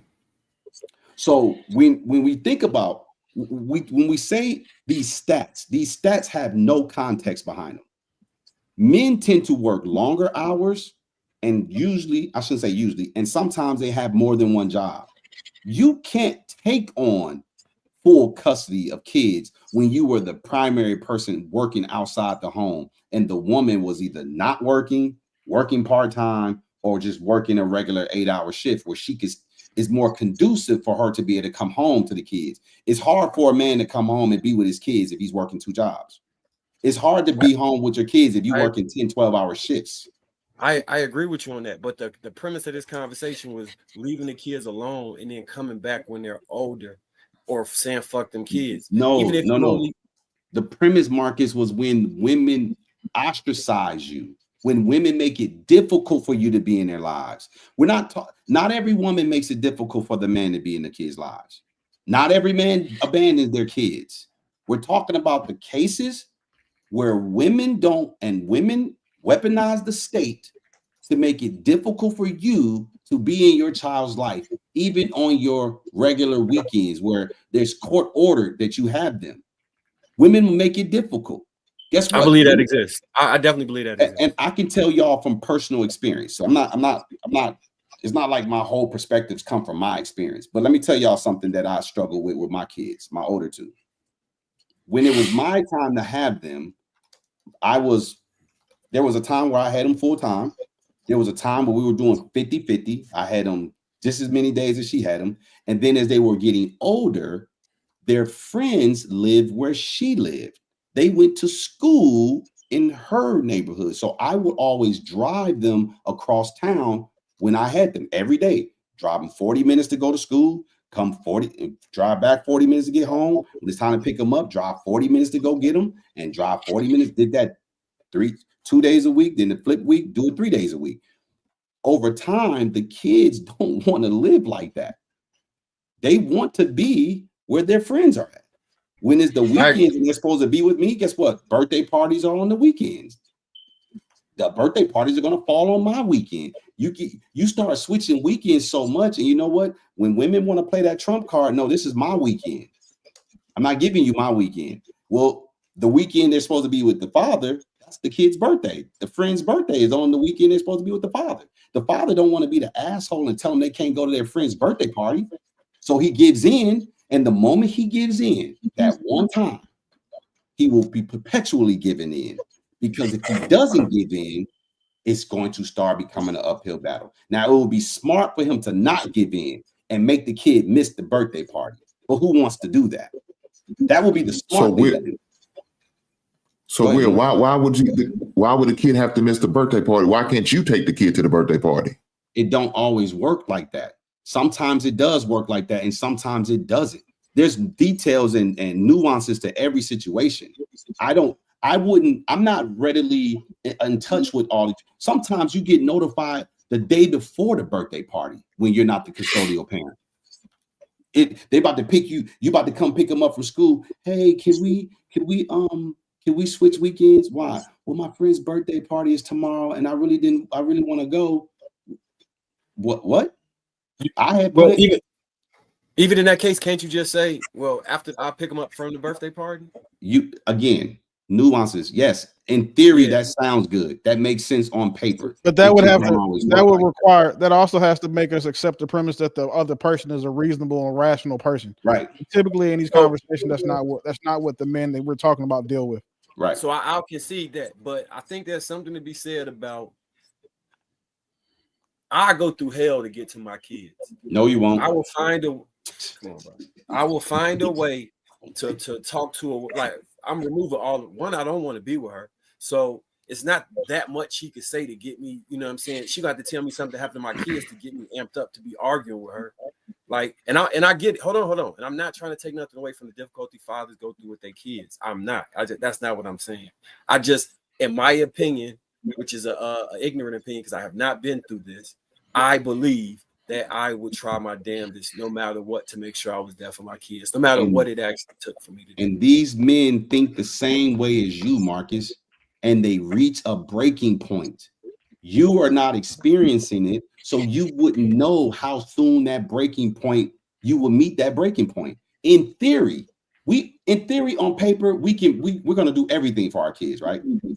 On theory. But in practicality, when you're dealing, and then here's what you don't understand too. In these types of situations, when 911 gets called, because 911 is not always called by the man or the woman. Sometimes 911 is called by onlookers. People don't understand your dynamics. You might be having a testy conversation. People see it, call the cops. Bro, it just gets ugly fast. And if you haven't been a part of it, for the losers, I'm pretty sure there's some losing ass niggas in this chat room that probably got something to say. Guaranteed. Oh, yeah. But them losers, right? Guaranteed. You losers who in the chat room that think you know what I'm talking about. If you haven't experienced it, you don't know what you're talking about. If you have experienced it and it was favorable for you, you then think you know what you're talking about. But think about this. If two rational people meet each other, have children, and the relationship doesn't work out, and both of them are doing what's in the best interest of the kids, it can work out. Sometimes you get those people. God forbid any of you brothers have to deal with a person, or you're the person that someone else has to deal with, that y'all are not rational. It makes things very difficult. Here's the last point I'll say on it. Sometimes the woman is a good woman and the guy is a good guy, but they just have two different worldviews. It doesn't matter that this woman is good and this guy is good. When two different worldviews meet, sometimes it creates a conflict, even amongst good-hearted people with the right intentions. All these little nuances play out in real time for these people, and they're responding to it in real time. While y'all are onlookers saying what y'all would do had y'all been in the situation, but you're not in the situation. So it's just fluff. It's like cats. Willie can contest to this. Willie ex-military. I don't know if he ever seen combat, but everybody act like they could just deal with combat until you in combat. I would say that a lot of people go over there and think that they're ready for it, and then when rounds start coming down range, they turn into deer in headlights. They freeze them. I can't take up for them on that end. I wanted to say something too. I wish I could tell the stories to explain why I believe that. Don't tell. Wait, leave that story for the chat. I want to elaborate. I want to add on what Will was talking about. I can relate because I experienced that. But see, one of the things I make sure I do it. I don't have no problem with putting the heifer on paper. I don't have no problem with going reporting her. See, that's another thing guys do. Look, We should accept if you're entitled to child support, let's start pushing this. Folks saying, I don't want the child support, get it. Yeah. Don't shame the men because you're entitled to it. Because it's not for you anyway. Right. It's for them goddamn kids. So get that money. Don't sit there and make them say, I don't need her money. Bullshit. Your child needs that money. Get that money for that child. When my ex-girlfriend was late on sending my daughter to me so we can go to Disney World, I took her to court. She had to pay me half for the goddamn Disney World ticket and the plane ride.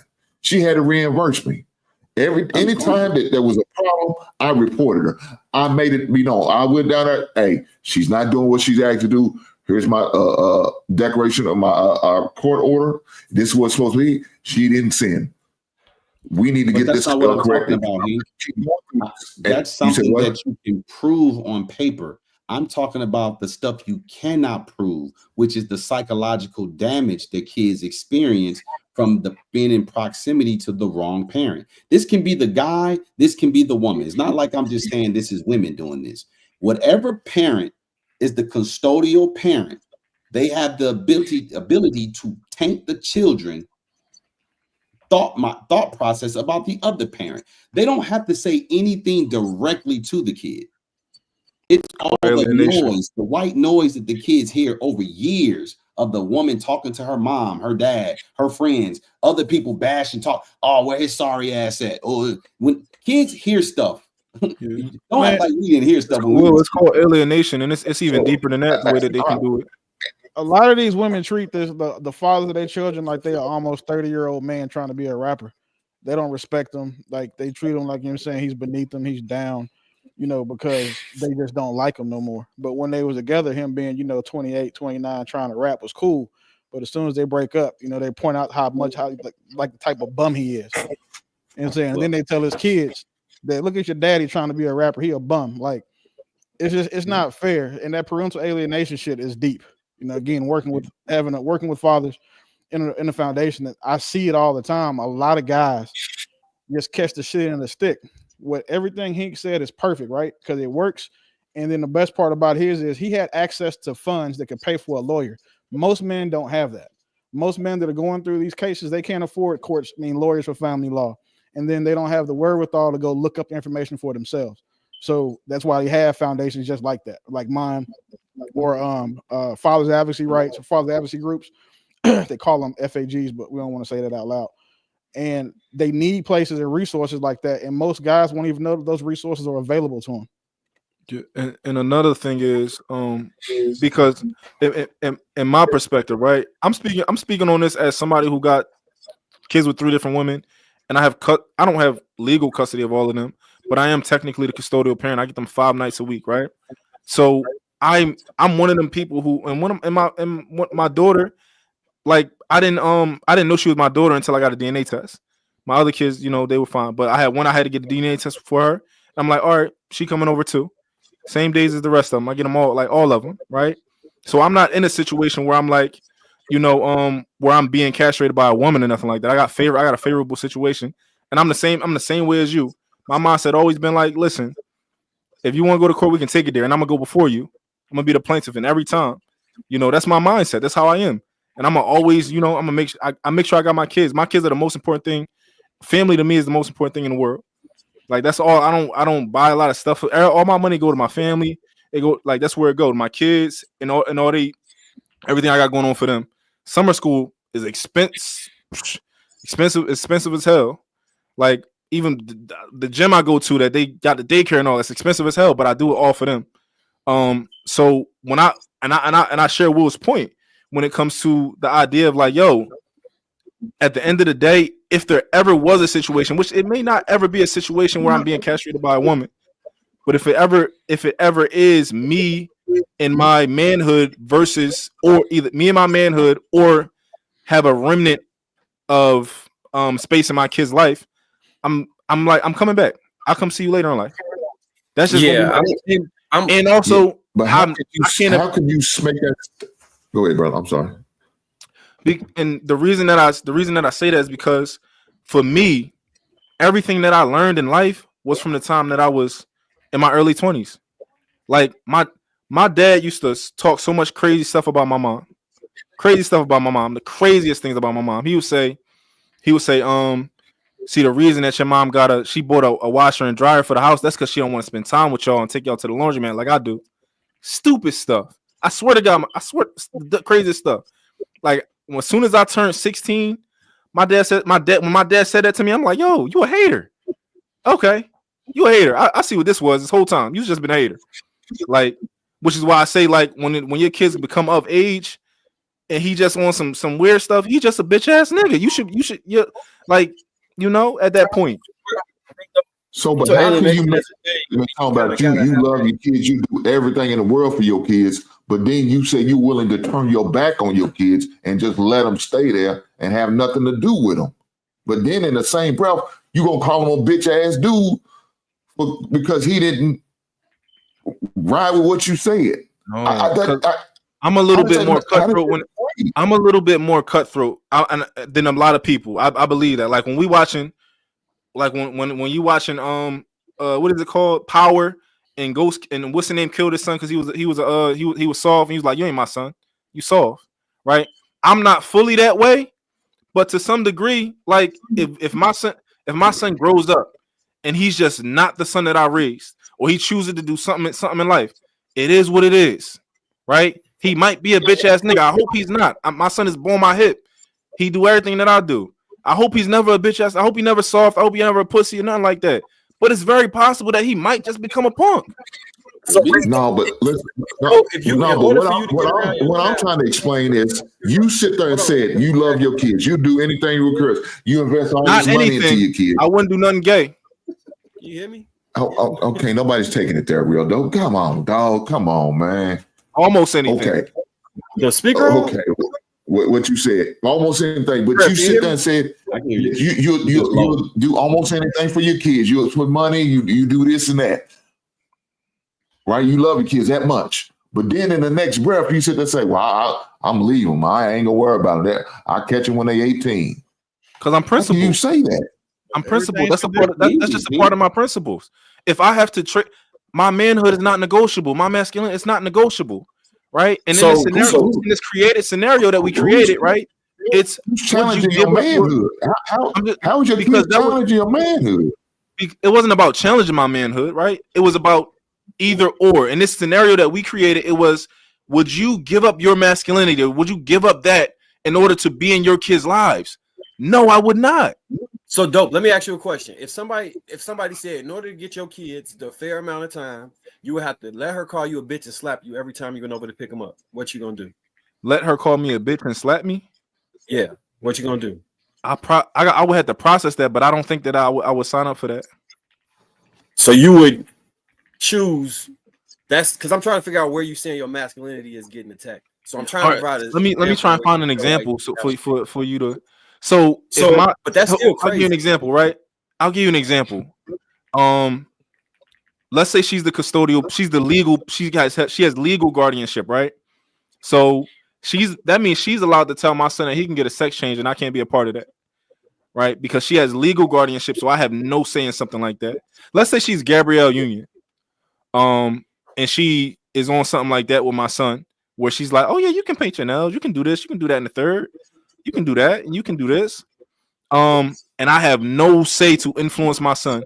I say certain things. She try and tell the court, "Oh, he's doing this. She lying on me. All this other type of stuff."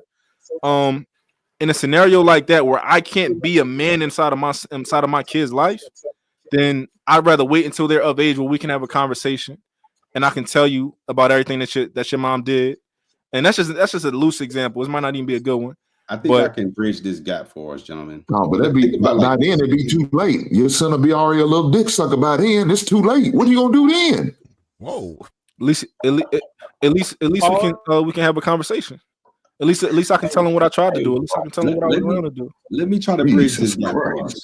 Let me try to bridge this. But I'm gonna fight though. I'm gonna fight tooth and nail that whole time though. Hold on, gentlemen. Look, can we agree that there's a spectrum for all things when dealing that has nuance, right? That's subjective. There's a spectrum. So let's say a scale of 1 to 10, 10 being the most favorable outcome and 1 being the worst possible outcome. isn't it safe to say that there's a man on each one of those rungs? There's a man dealing with a situation that's a 1, a 2, a 3, a 4, a 5, all the way up to a 10. Isn't it safe to say that there's women who create scenarios where it's a 1 through 10? Because there's all these variables, it doesn't matter how good of a person you are on this side. You have to contend with a person that's on this side. And it doesn't matter how good of a person you are on this side. You have to contend with a person that's on this side. Great women oftentimes choose horrible men. Great men oftentimes choose horrible women. There's just a wide spectrum. And in theory, we always like to think of the 10 scenarios. We always like to think we're going to be the guy who performs in optimal way, or we're going to do the things that's in the best interest of our kids all the time. We like to be our kids' white knight. But here's what we have to understand. Our women are so out of order. Our women are so unruly. And I'm not blaming everything on them, because everything is not on them. But majority of it is. Women in our society in general feel more comfortable with a daycare, a nanny, a school, and a boyfriend / new husband having the children or her parents over the biological father. Like, the biological father is behind all these other entities. And y'all know that's true. So when you have to contend with that, there's a lot of emotion that comes into the equation that I know we would like guys to just be stoic and deal with these things in a logical way and don't let the woman get under your skin. But again, it's probably dudes who don't have to deal with it. Hink said he gonna go tell. He gonna go tell the courts. He gonna stay on her heels and everything she do is wrong. Well, Hink probably has a situation that's favorable where he can go tell the courts. What about men who don't have a favorable situation where they can just go outline details to the court, like she did this, and that? Because a lot of the stuff is unseen. I don't think men are really worried about sometimes like crying, I can't necessarily get my time, because some women will happily give the kids to you when it's your days. It's not about you getting your time. It's about you dealing with your kids when it is your time, because you might not be able to discipline your kids like you want to when it's your time. You can't spend your weekend disciplining your kids when you get them every other weekend. They may need to get their butt whipped. They may need to be on punishment. Now you're going to sit there and say, you got in trouble in school, and I know I ain't seen you in 2 weeks, but damn, I'm gonna have to put you on punishment because I gotta be a man and do the right thing. Well, you put your kid on punishment for 2 days while he's with you or her with you, then they go back to school and you don't see him for 2 weeks again. There's so many different variables and so much nuance to these scenarios that they all have to be taken on a case by case. You cannot just speak to these things from your heroic standpoint of, this is what I would do. Dun, dun, dun, dun. No, because a lot of you dun, dun, dun, dun niggas is going to get a rude awakening. Because if you ever find yourself in this situation, you're going to eat crow, because you're going to be like, damn, I definitely didn't see myself in this situation. Like, last thing I'll say, and I'll land my plane. None of us envision our daughters being hoes and crackheads. Thoughts. But somebody's daughters is the hoes, crackheads, and thoughts. You think those men or women envision their child being that way? People make their own decisions. So we're just not in control. We want to try to control as much as we can, but we're not in control. And for a lot of you dudes out here that's thinking, oh, your kid's gonna turn out the way you say they're gonna turn out. Yep. Joke's on you. And you can lose, you can stop being able. She can make it so that you can't see your kids no more because you whoop them. Yeah. Like you can't even. She might even take the ability for you to discipline your kids away. Like that's castration. That's the castration right there. So if you can't spank your kids, then you would rather never see them until they turn 18? I'm saying if I can't discipline my kids the way that the way that I think is necessary at the time, then that's being castrated. And some got to give. Some got to give. So you gonna have your kid at your house like, yo, you can't touch me. I'm gonna tell my mom. What? No, I would if that was. But see, that's the thing about it. Yeah, look, a lot of guys need to learn the family laws in their respective state, man. You need to learn these family laws, and especially dudes who you chose to have babies, because most of these situations are not marriage situations. These are baby mama situations that we talk about. Most of the time, it's not the ones who got divorced, because most of that shit gets settled during the mediation. That shit gets settled. It gets ugly during the baby mama situation. It gets a lot more. Look, I promise you, I've been through it. Everything you just sit there and say, I had to do it. So the example you gave, talking about punishing the kid. No, my son came over and he was on punishment. You know what I did that day? I saved me some money because I didn't go nowhere because he's punished. And when he came over, I told him, bring that goddamn Xbox with me, and it stayed at my house, and he didn't take it back with him. I had to deal with everything you just sit there talking about. I don't mind wearing a black hat if I have to, because it's principle, the standards, and me and his mother had a conversation. If he gonna be a punishment on your house, he gonna be a punishment. It's not gonna be getting away with this bullshit. He gets to get off just because he over to my house. No, we're not. But that's a conversation you got to have with this woman. I had a conversation I had to have with my ex-wife. I'm not saying a punishment that carries over to your house. That's not what I'm saying. That makes sense. I'm talking about the kid does something wrong at school. Mom doesn't do anything about it. You're the disciplinarian because mom is trying to be the kid's friend. Now, when the kid comes to your house for your limited time, you have to be the disciplinarian. You have to enforce. You have, and that's a sacrifice that you, but Will, that's the sacrifice that you have to make. No, listen real quick. You say so be it, and I'm with you. I'm not disagreeing with you necessarily. I'm telling you about the negative ramifications that can come from it. Because you can say, oh, I'm teaching my child responsibility, and they're not going to avoid discipline. Well, when that kid comes back home to mama, and the mama treat that kid like they just got out of prison, and like, oh, and they start talking about how are you? How was it? Don't worry, you're safe now. When they say stuff like that, bro, psychologically, it destroys those kids. Alienation. They look at you, they look at their father as a source of pain, a source of punishment, a source of fear, and they don't want to be around that. So when you are a non-custodial parent, but you are the disciplinarian, bro, that works against you. It does not work for you to do that. You know what this remind me of? It remind me of those situations down the road with this same bullshit. Because if the situation you just laid out, I'm letting them know this shit's gonna come back to haunt you. Please believe me, this shit gonna come back and haunt this. You babying this boy, making this boy soft, it's going to come back and haunt you. So now you're gonna deal with it later, and you ain't gonna want to. So now when he turns 16 and he's cock strong, twice your size, twice your height, and you can't deal with him no more, now I gotta come in and I gotta wear the goddamn black hat. No, ma'am, suffer. Suffer with them consequences. Oh, because that's what Real Dope is saying. You can't say no, Real Dope said he's walking away. Real Dope said he is walking away if he feels like his manhood is being challenged. That's what Real Dope said. Why you keep listen, changing what I said? Y'all that's what you said. No, words mean things. Words you gotta. I never said if my manhood is challenged. Marcus and Real Hink. What Real Dope is saying is different than what y'all are hearing. Real Dope is not just saying, oh, just walk away from the kids.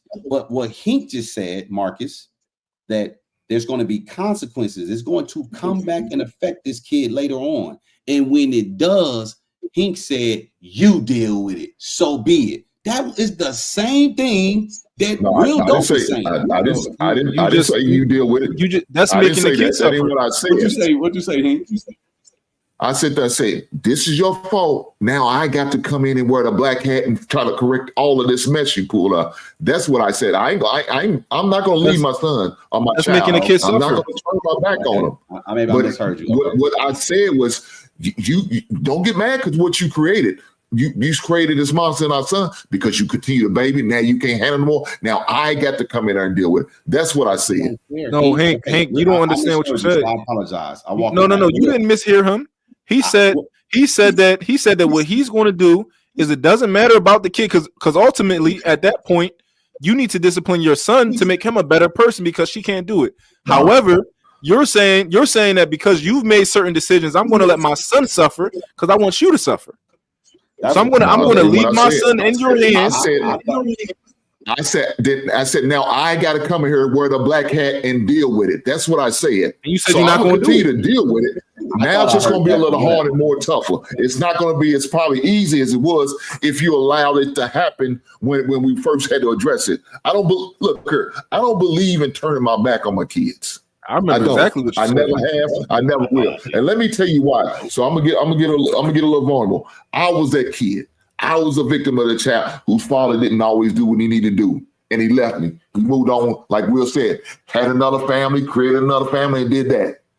That scarred me for life on that situation. To the point I had to have a conversation with my dad because he started to come into my son's life and my daughter's life. I said, "Don't hurt my kids like you did me. Don't you do it. Because if that's what you're gonna do, don't you ever come around. Don't say nothing. Don't be involved. I don't play that shit." So me and my brother both learned how to make sure that was not issue. I don't care how far I had to fight, how much money it took. If I had to get a second job in order to maintain and pay for court costs, I was willing to make those sacrifices for my kids. I don't believe in making excuses. Right, but listen to I know what I'm saying. I know, but Hank, listen to what you're saying. You took on a second job, right? If you had to pay for court costs, let's just say you make what the average person makes. The average black man is making around 45K. When you take on a second job, you're not going to be making 45K on that second job. You're going to probably be making at best probably 20K a year on that second job. So now you're working not 8 hours, but you're working 12 to 13, 14 hours a day because you have two jobs and you got commute time in between. They got staggered start times. So you might go to your 9 to 5, you get off at 5 o'clock, start your second job at 6, work it till 10. And then you get off and make it home around 10:30, 11. Now you left the house at 8:30 in the morning to be at your first job at 9. You don't get home until 10:30 at night every day. And you're going to do all of this just to go pay for court costs to fight for a kid when the judge look at you and say, "Okay, sir, so you're working these two jobs time-wise. Like, where are you going to have the kid? Where are you going to have time?" Like, "Oh, no, I'm just working this job for court costs." "Oh, okay. Really? You're just working this job for court costs?" It sounds good on paper and in theory, but it doesn't play out like that all the time. And I think that I think that's where we going off of straw. If I commit a crime and get locked up, I'm gonna do my time and just sit and do whatever time it is. If it's a murder and I got to do life or whatever, I'm just gonna do my time and I'm gonna accept the consequences of the actions and the fact that I got caught being bogus. I look at having a child with a woman that's bogus as a penalty I just got to suffer through. So because you don't have a kid by a woman like that. That's why you think like that. I wouldn't do it because I think like that. Which is why it's a lot of niggas. I'd be like, "Bro, you gonna get us caught? I can't fuck with you in my youth," because I see that like XYZ. But had I gotten in a jam, I would have done all the time. But Marcus, I hear you, bro. Trust me. I hear what you're saying. What you're saying makes logical sense. But what happens with the guys like in my scenario, right? My scenario, I got married at 20. I didn't have 2 children. I had my 2 children with my ex-wife while we were married. Marriage didn't last. You can't be like, "Well, I'm not out here just making babies with any random woman." Bro, she's now a random woman. I don't care that she was once your ex-wife. She was once your wife, I should say. Right now, she a random woman that hates your guts. Because if she didn't hate your guts, you probably would still be married. And if she hates your guts, She has your precious cargo called your children. And they look at her as their favorite person in the world. You know why? Because once upon a time, they were suckling off of her. She was their food source. She could do no wrong. She was their source of comfort. So you are their source of comfort when they are in fear.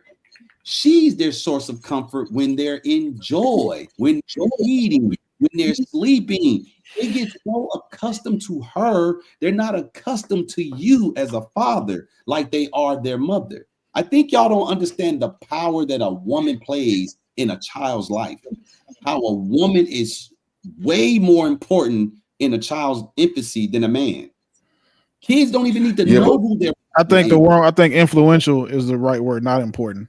Well, what I'm saying as far as like a child doesn't even need to know who their father is for the first 3 years of their life.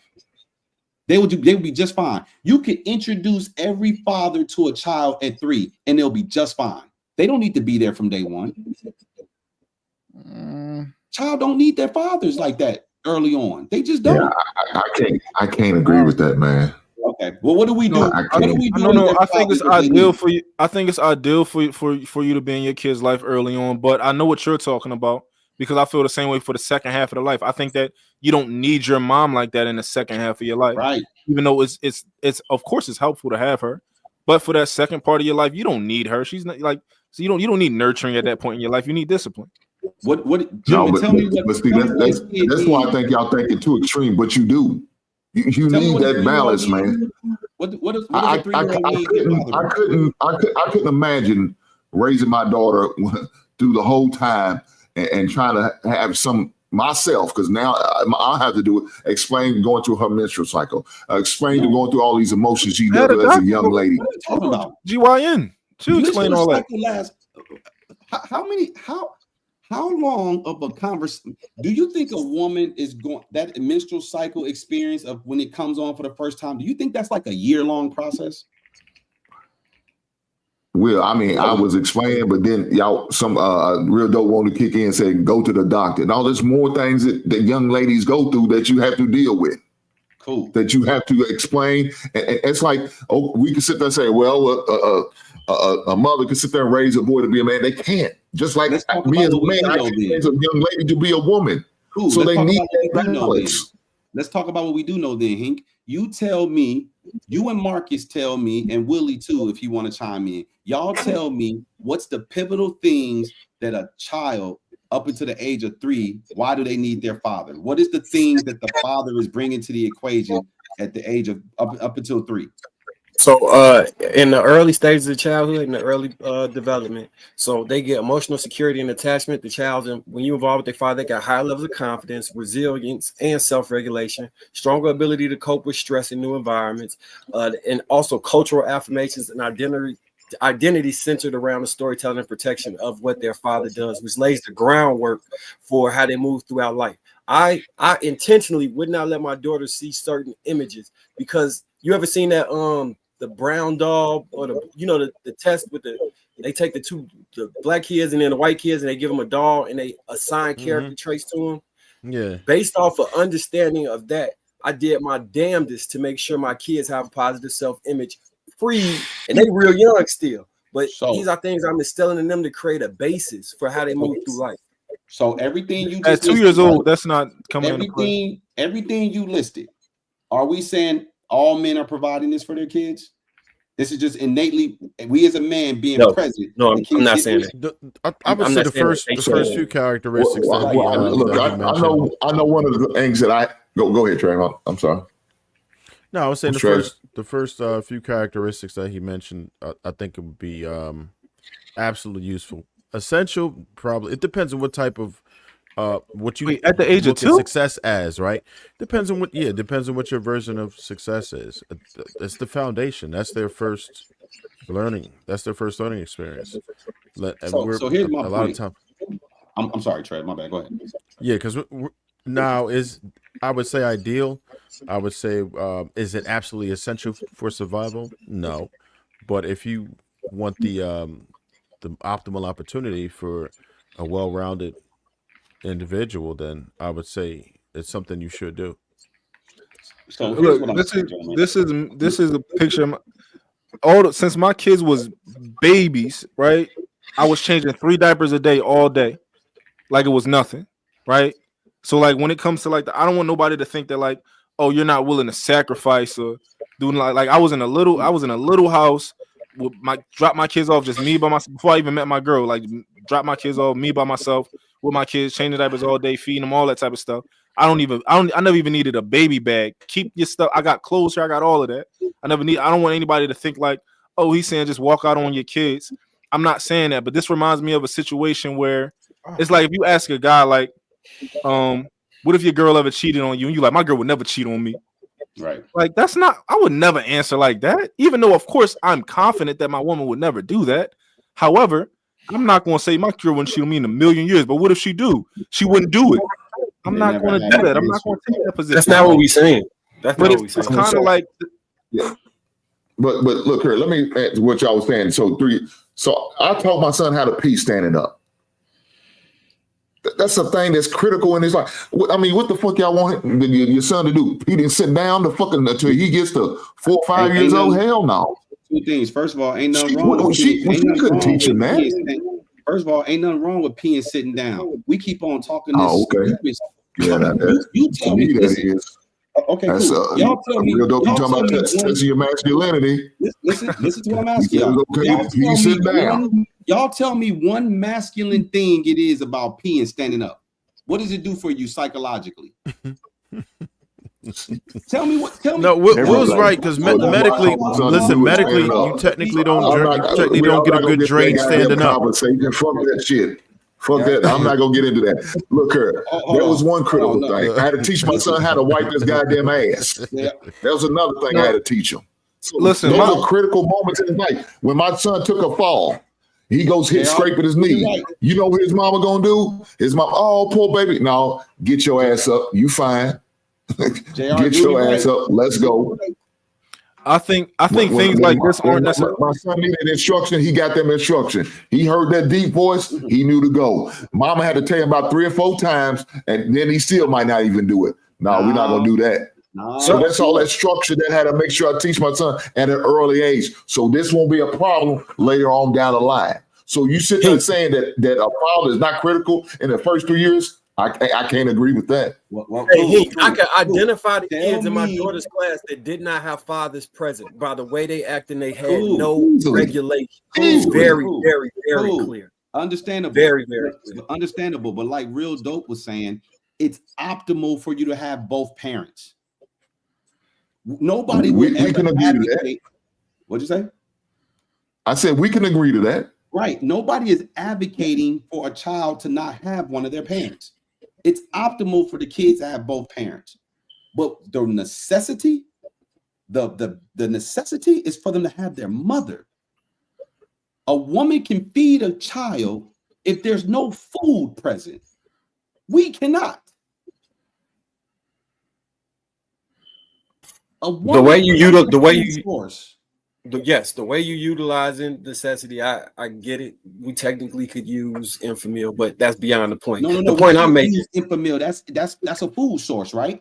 A woman's body won't produce milk if she's not nourished. The mother is the food. As long as she has enough nutrients in her body. I mean, not all women are able to nurse though. Oh, not all women are able to do that. So now you got. What if you? That's a bad faith argument. It's a possibility. That's a bad faith argument, Hink, because most women can. So we're not a bad faith argument because not all women can nurse. Some women can't. That's but like saying, okay, all fathers need to be there. So we got 990. So there's 1,000 said. women, Hink, and 998 of them can nurse. You're going to say that because, okay, well, we're not going to put nursing station in because we don't want to hurt the feelings of the 2 that can't. Like the average woman can nurse, but to Will's point, if there's no food in the house, if she has no nourishment, her body's not going to create that milk by itself. But that's why I said if she has enough nourishments in her. Well, that defeats the part of saying she's going to eventually go dry. She's not going to be able to just keep producing food if she's not eating as well. But what I'm saying is a woman is dire because even if there is food though, Willie, but there's not food for a baby, right? We can't just feed a baby mashed potatoes. Right, but so we have to realize though that's not reality right now. Reality is The reality is that we can go get Enfamil right now. The reality is that you could go have your son's mother pump if she can send bottles with him. And understandable. And I'm glad you said what the reality is, right? Because the reality is we have a system that's against men. I don't care that more men are getting custody now than they ever no argument had there. before. No argument. I don't have argument. I don't care that you can pull out a stat to say men who fight for custody. First of all, there's a lot of nuance as to why a lot of men don't fight for custody. It's not even nuance. They just can't afford to. That's simple. It's not even a nuanced argument. They just can't afford to. Right, that's what I'm saying. I don't think the average guy knows that when you fight for custody, first of all, there's a guardian lighting attorney that you have to hire. That's the attorney that represents the kid or kids. And reports to the attorney general's office for child support. At a minimum, those attorneys are $5,000 to $10,000. On average, they're $10,000 to $15,000. The average Joe guy cannot go work a part-time job like Hink is saying, because the part-time job would just pay for the guardian and lighting attorney. It won't even scratch your attorney. The average child support case, when you're fighting for custody, I'm not talking about when you're just going to present a case and maybe amicably y'all decide who's the better parent. I'm talking about when you're fighting. Bro, it's going to cost anywhere between $75,000 to $150,000. Now, if y'all don't know those numbers to be true, it's because y'all don't know nothing about fighting for custody. Y'all don't know how dire it is. And people are just talking because it's just like, oh, we can fight for custody. Yeah, when men win custody, it's a lot of times because the mothers ain't shit. Because if the mother is competent, if the mother is just as good of a parent as you are, you're not going to have an easy battle at getting custody from that woman. She will have to be unfit. Again, we don't know the details, and y'all haven't been through the process, most of y'all. So y'all will just talk, and don't let the guy have a little bit of money. If he has money, they do this thing called discovery, ladies and gentlemen. If you don't know what discovery is, it's when you have to turn over all your information. When I say all, I'm talking about your phone records, cell phone records, yes. 2 years of cell phone records. You have to turn over 2 years of bank accounts. You have to tell them about your life insurance policies, your 401ks, your IRAs, your Roths. You have to tell them about any investment accounts you have, any real estate you own, any vehicles you own, any cash on hand that you have. You have to disclose every bit of information that you have. And when that other attorney, that opposing attorney, whether it's the woman or the guy's attorney, it don't matter. When they see that that person has some money, they drag their feet on everything. They fight everything. They try to make they don't want a speedy trial. No, they want the trial to take a year. Why? Because it's draining you. The more money you have to pay, eventually you're going to quit. And most dudes quit because it costs too much money to fight. They just can't financially afford it. So for all of y'all who think you could just go to court, trust me, if you're going to court, it's probably because you're poor and she's poor. Because I guarantee you, if you're not poor and she is poor, the last thing you really want to do is go to court with her. You want to try to strong arm her outside of the courtroom. You want to try to bribe her outside of the courtroom. You don't want to take that battle into a courtroom. You definitely don't want her to get no damn attorney, because you're going to end up quitting. You're talking about in the midst of a divorce. Most of these kids are born not. I don't care if you got divorce or not. But see, that's what I'm saying. If you're talking about their marriage, that should have been settled during the divorce. A custody battle, not a marriage. Okay, so that's what I'm talking about. Most of these kids was born out of wedlock. Most of these kids, they're not born within a marriage, right? So some of those things you don't have to do in a custody situation. What don't you have to do? Yeah, what don't you have to do? I didn't have. Look. When you talking about presenting phone records, I didn't have to do all that doing no custody. That depends on how good. That depends on how good her lawyer is. No. Did you have an attorney here? Yes. Did she have an attorney? Yeah. Yes. Did her attorney request discovery? Yes. Then And we didn't, and I didn't have to. Your state must have different laws, then, sir. That's the only way Well, you got around that. Did you not hear when I say, Will? I said you need to learn your family court laws. Right. If you know you're about to go through it, or the situations arising, you need to learn your family court laws. So no, I don't have to give up no track record. Only thing I had to do. My state does. Okay. I had to furnish all that information. Hank, what did you have to do? What did you have to give up, Hank? Hold on. I had to provide. So my bad, Hank. That's another bad. I had to provide. That's another. I didn't even say anything. No. What you said. How was it bad faith? I didn't say anything. I'll explain it to you. You said that. See, you have to know your laws. To make the assertion that a man needs to know his laws and study and become, expert on his laws in the amount of time he has. Well, you have to. My point is that to be well informed of those laws. No one has time to do that. Nobody, because look at how. Then that's your fault. That's your fault. Then it's not. There's no fault. It be assigned to how fast we're Chat GPT that shit. They're not going to have sympathy on you because you don't know your right and you don't right. If you're about to go through it and you sit there coming up with excuse, well, I ain't got time to figure it out, then that's on you. No, that's not what I'm saying. There's not enough time to become a well-informed subject matter expert on your family law rights by the time that you get into that courtroom is what I'm saying. And that's just a fact. You didn't have to because you had an attorney. The majority of men can't afford attorneys, so they have to go be self-taught and self-study. Even if I had an attorney, I can't just let the attorney do all the work and don't think I had to have some type of knowledge before going there. Because my lawyer could be one of them lazy motherfuckers and want to do bare minimum and not say anything and just allow me to get fucked. But that I'm not going to go out like that. So yes, I inform myself. So when he's telling me certain things, I can follow. I have an understanding. Okay. And then if I didn't, I ask questions. I'm not going to sit there like a lump on a wall and just allow this shit to happen and me not ask questions, me not being inquisitive. What's happening? What's being done? Why are we doing this? Why are we putting it off? Why we got a contingency in our court? Well, let's get this shit over. Do you know why you didn't have to do discovery? Like you didn't have to provide your phone records because you weren't able. You didn't have to establish your position in that child's life.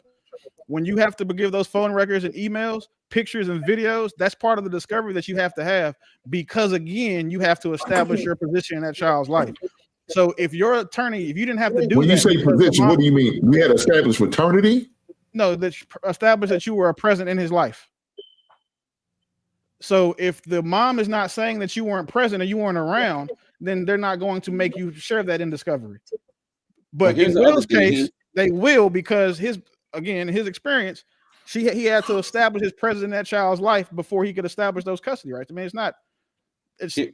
here's the other thing. Look, I think like I used to get on you brothers on King Talk all the time because we just like to talk on the surface, right? We just talk, right? But I say let's make it teaching moments so somebody can actually learn something. It doesn't help anyone saying learn the laws of your state. Tell us without going into crazy detail, right? Tell us two things. I got two questions for you. First question is this: were you and your kid's mother, were y'all well off financially during this time, or were y'all early on where y'all didn't really have no money? No. It's real easy to deal with custody battles when everybody broke. It's real easy, super easy. That's the best time for guys to go for custody when everybody broke. Second thing, can you tell us what are some of the things you learned that helped you by being familiar with the laws of the state of Kentucky? That is something that we can benefit from. So one of the things that I learned was I'm entitled to claim my child on taxes every other year. That was one of the things I learned. Another thing I learned is that when we have established the custody battle, there's, they're not going to change it unless now we have a side deal on the side. We can do that. Once it's set in stone. There's no changing it. There's no adjustment. You're not supposed to. Now, like I said, if you have a side conversation and y'all can agree to do it, cool. There's no change in this court. Once it's set, it's set. That's another thing I learned. Good Like state. when I was telling y'all. Hold on, Dope. Hold on. Go ahead, King. Another thing I was telling y'all, like I said, when I did mine, I had to bring 2 months worth of check stubs. So you get paid every week. I had to bring all them check stubs. I had to bring any checking, any savings, my retirement, what my pension would be at that moment, my 401k, what 457, my 457 Roth, what I had invested in that moment. All of that I had to bring to the forefront. Did I provide insurance? How far did I live from my daughter? You know, if I live a long distance, they count all of that. What other benefits that I was providing, like dental, visual, all that I had to bring proof that I provide all of those things. If not, I would have had to pay more in child support. But being that I had insurance for it, being that I had dental and vision, I paid a little bit less as far as the child support because I provided all those things. So I'm asking you, what did you learn about the legal system? Not, we all know what you just said, right? Everything you just said is almost common knowledge. Now, I'm not saying not everybody knows it. Not No, everybody knows it. I'm not saying everybody knows it. What I'm saying is the state of Kentucky.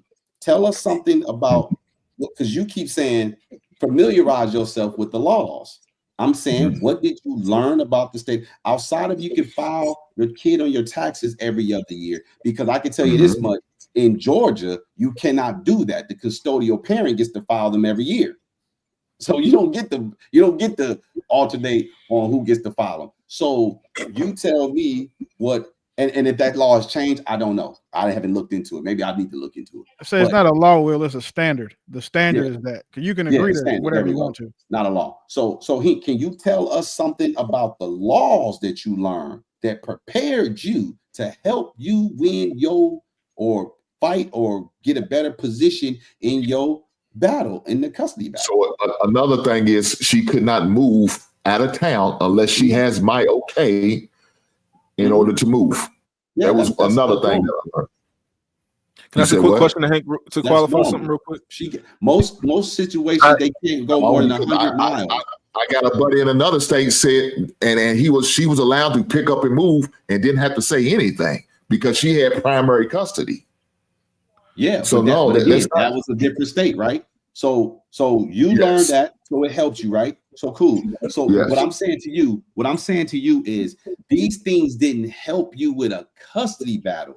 These just help you understand the parameters around the agreement when the ink dries. So you don't get the leverage. Oh, you can't move out of state to help you in your custody battle. It just, once the custody is determined, these are the parameters. Hey, custodial parent, you can't leave the country without the other parent knowing. The kids cannot leave. They cannot leave domestically. You can't leave the state. If they travel outside of 100-mile radius of your home, he must be notified or she must be notified. These are things that go into effect when custody has been established. These are not things that help you in your custody battle. Unless the woman is trying to move, like y'all going through a battle and she got a job overseas or something she's trying to take, and you can use that, be like, hey, she's trying to take my kids out the country. And you can use that to strong arm her to stay, but you can't, it's not something that you're using to help you win custody per se, because she didn't take the job. That did though, because she was trying to move in order to maintain her custody when she tried to move to Indiana. So when she tried to do that, I said no. She wasn't able to move without my clearance. So yes, that situation did. That was after custody was established, right? No, she tried to do it before. Hey, quick question, Hank. When you started this court proceedings, what was the arrangement with you and your daughter before you started the proceedings?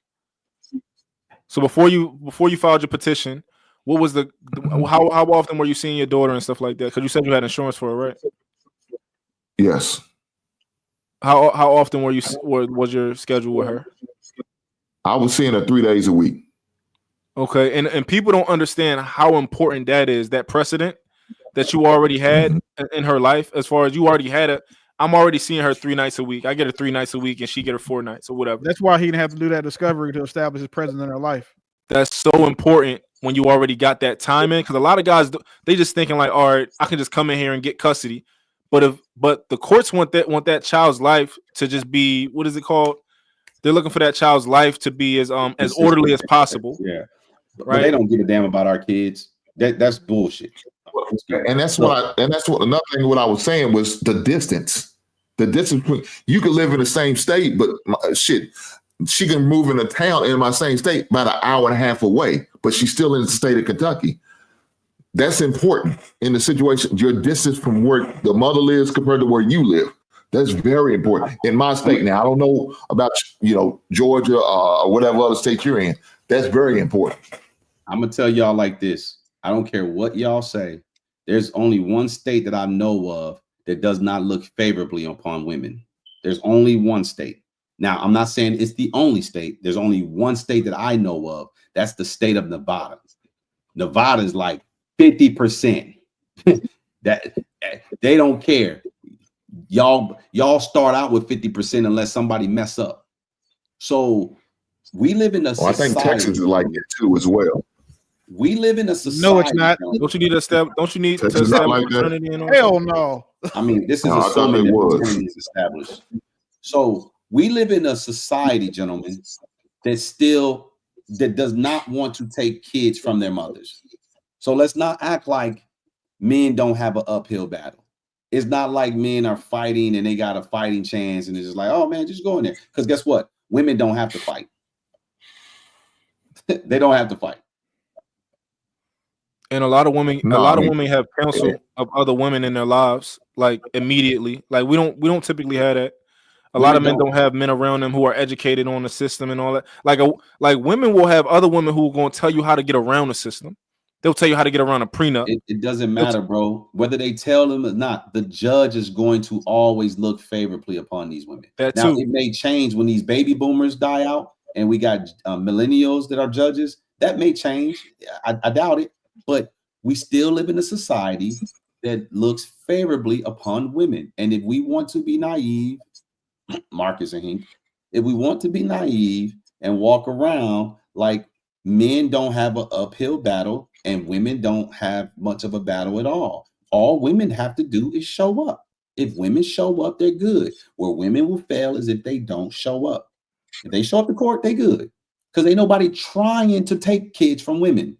Men are trying to present a case to say, hey, I need more time. And because they don't really hear that he needs more time. They look at it as she's getting less time. That's always going to be looked at and people frown upon that. Like nobody is thinking, oh, a woman should have less time with her kids. No, we don't even think that as men. We're too compassionate to think that a woman should have less time with her kids. And But a lot of them take that same stance. What you say, you're not going to fight. A lot of men, unfortunately, won't even attempt, won't even try. But if you try and it fails, then I understand that situation. I mean, but if you have these nurturers, that's why y'all failing to understand the nuance. Hank, you saying what I said now? I got you. Hank, you saying what I said now? That's what I've been saying this whole time, Hank. I'm not saying don't try. I never said you say you turning your back on your kids until they turn 18. No. I said if I tried everything. That ain't what you said, man. You said Trev, didn't I say that? Explain to him and then go for that premise on it earlier. Hey, he said if he's exhausted his other possibilities, then it's fucking. It's only that's not what he said. I said it every week. I tried. I said I tried everything. That was, but look, there's only 8 states that said they promote 50-50 off the back of 42 states. There's 8 of them. Arkansas, Kentucky, Arizona, Missouri, Iowa, Alabama, and South Dakota. Wait, Nevada's one of them, right? No. Nevada, they only see 50-50 as a viable option. Oh, I'm wrong. There's 4 other states that do that. The rest of those states default to the mother being the better option for a parent. And y'all know how fast a court will hold a man in contempt? Y'all know how fast but how many times it'll take them to hold a woman in contempt? Have you ever heard of a woman getting her driver's license seized? Have you ever heard of a woman getting her driver's license seized because of child support? Yeah. I'm not saying it hasn't happened. I'm saying, have you ever heard? I just don't know any, but I know plenty of men who it's happened to. I've never heard of it. No, I'm not saying it happened in Kentucky. I never heard of it. I wouldn't believe that it's ever happened because for the majority of these states, it will require that the father go and enforce that action, and niggas are not doing that. Right, and that's what he did though. That's what he did. He kept pushing the issue. He kept pushing the issue. So I got a whole yeah, because they don't enforce it nearly as much. Because I know a lot of men that actually had like where it was scheduled visitation, right? By the court, and the woman just would not show up, and we're not penalized for it. They just let it rock. I got a homie.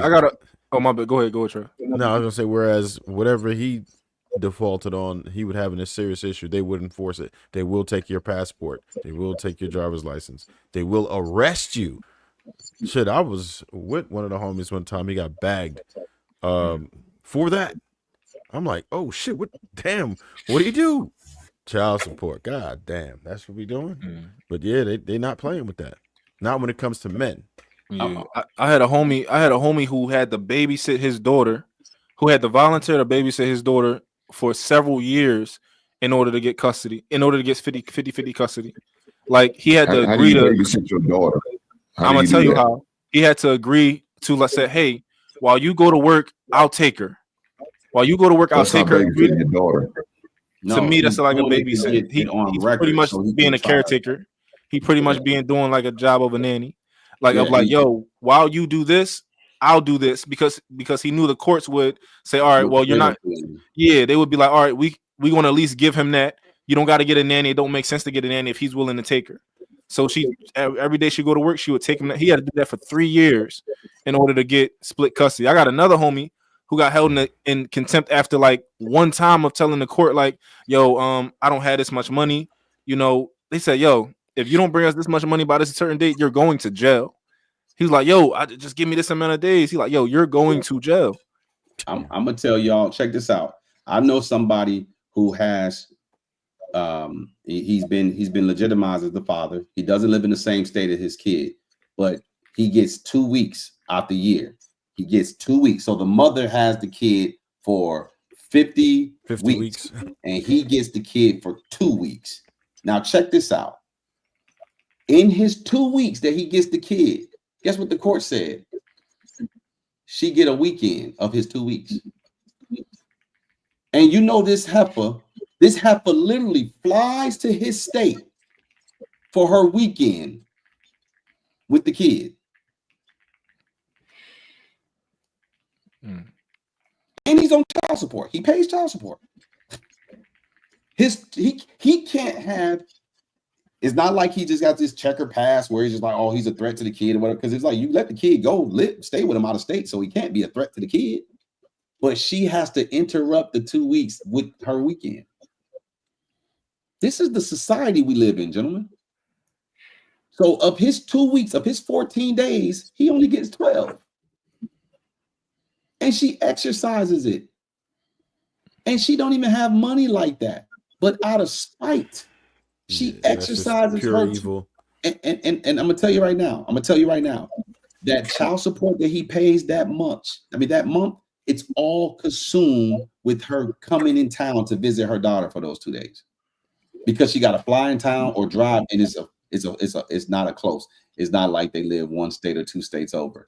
It's one side of the country to the other side of the country, and she stays in a hotel because she don't have no family and friends there.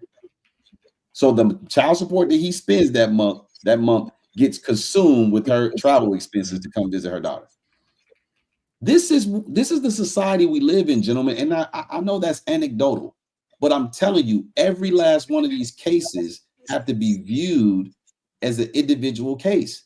You cannot group these things because some people are on a level 1, some on a 2, all the way up to 10. You cannot, and some of them are on level 1.2 and 2.4 and 5.7. There's all these sub levels within the levels. Every case is different. And I know my brother Marcus, he putting on that cape, and I champion him. I'm happy that In theory, yeah, you know, skinny superhero. Now, listen, Marcus is, in theory, ideally, we want our brothers to think like him. We want our brothers to take the position Hink is saying. We want us to fight and do everything we can for our kids. And yes, gentlemen, I'm the same way. I love my kids, but I'm gonna tell you right now, wisdom, when you go through shit, when you learn, when you get exposed to things, when you watch and you keep your head on a swivel and you see what people you know are going through, and you read news articles and you see court testimonials, like one, y'all seen the little viral video of the guy that went to prison for not paying child support for a kid that wasn't even his. Found out the kid wasn't even his after he served like 5 years in prison or 7 years in prison. And that was a white dude. So. Yeah, it was a white dude too. So don't pull that race card. So it was a black dude too that proved it. He already proved it, and they still took him to court. There's nothing. It's just like, okay, sorry, it's not sorry. Next case, get the hell out of here. They'll still make you pay for the child for the rest of your life, even if you prove it in some states that you're not the dad. There was a guy in Detroit. About to go to prison for a kid that biologically is not. He never even seen the kid. Just because the woman wrote his name down as he was the father. He never even seen the kid. Blood test proved that he's not the father. The courts didn't care. They still. He was fighting to the 9th hour. I don't know if he ever went to jail or not. I didn't follow the story anymore, but the day of his court, he was still pleading with the courts. Like on the day he was going to court, he was talking to the news. News is covering the story and everything. Like, this guy is probably about to go to prison. He's not the biological father. Test results proved it. He's never seen this kid. He didn't sign his name on any paperwork. Yeah, he about to go to prison because they say the woman wrote his name down. This is the society we live in, and y'all just be like, "Oh, fight the kid, man. Look, fuck them kids.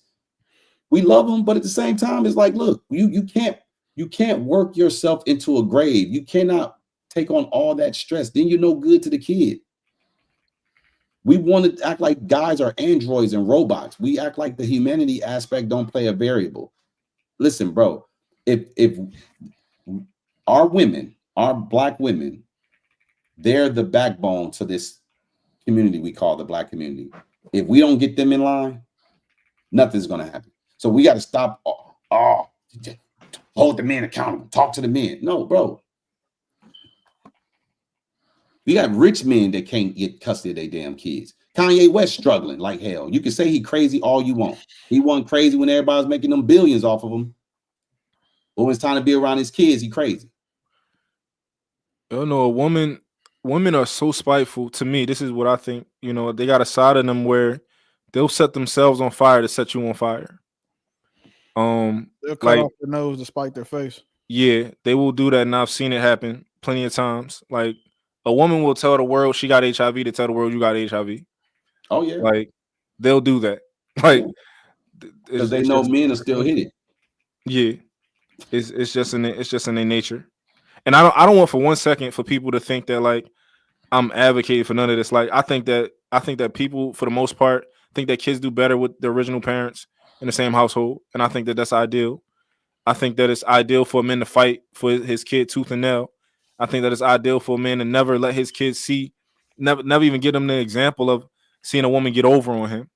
Like, I don't think any of these things like a kid should see. I think that a man should be responsible for all of his children. And I think it's more important that he's responsible than a woman, because a woman not going to take responsibility for your kids anyway.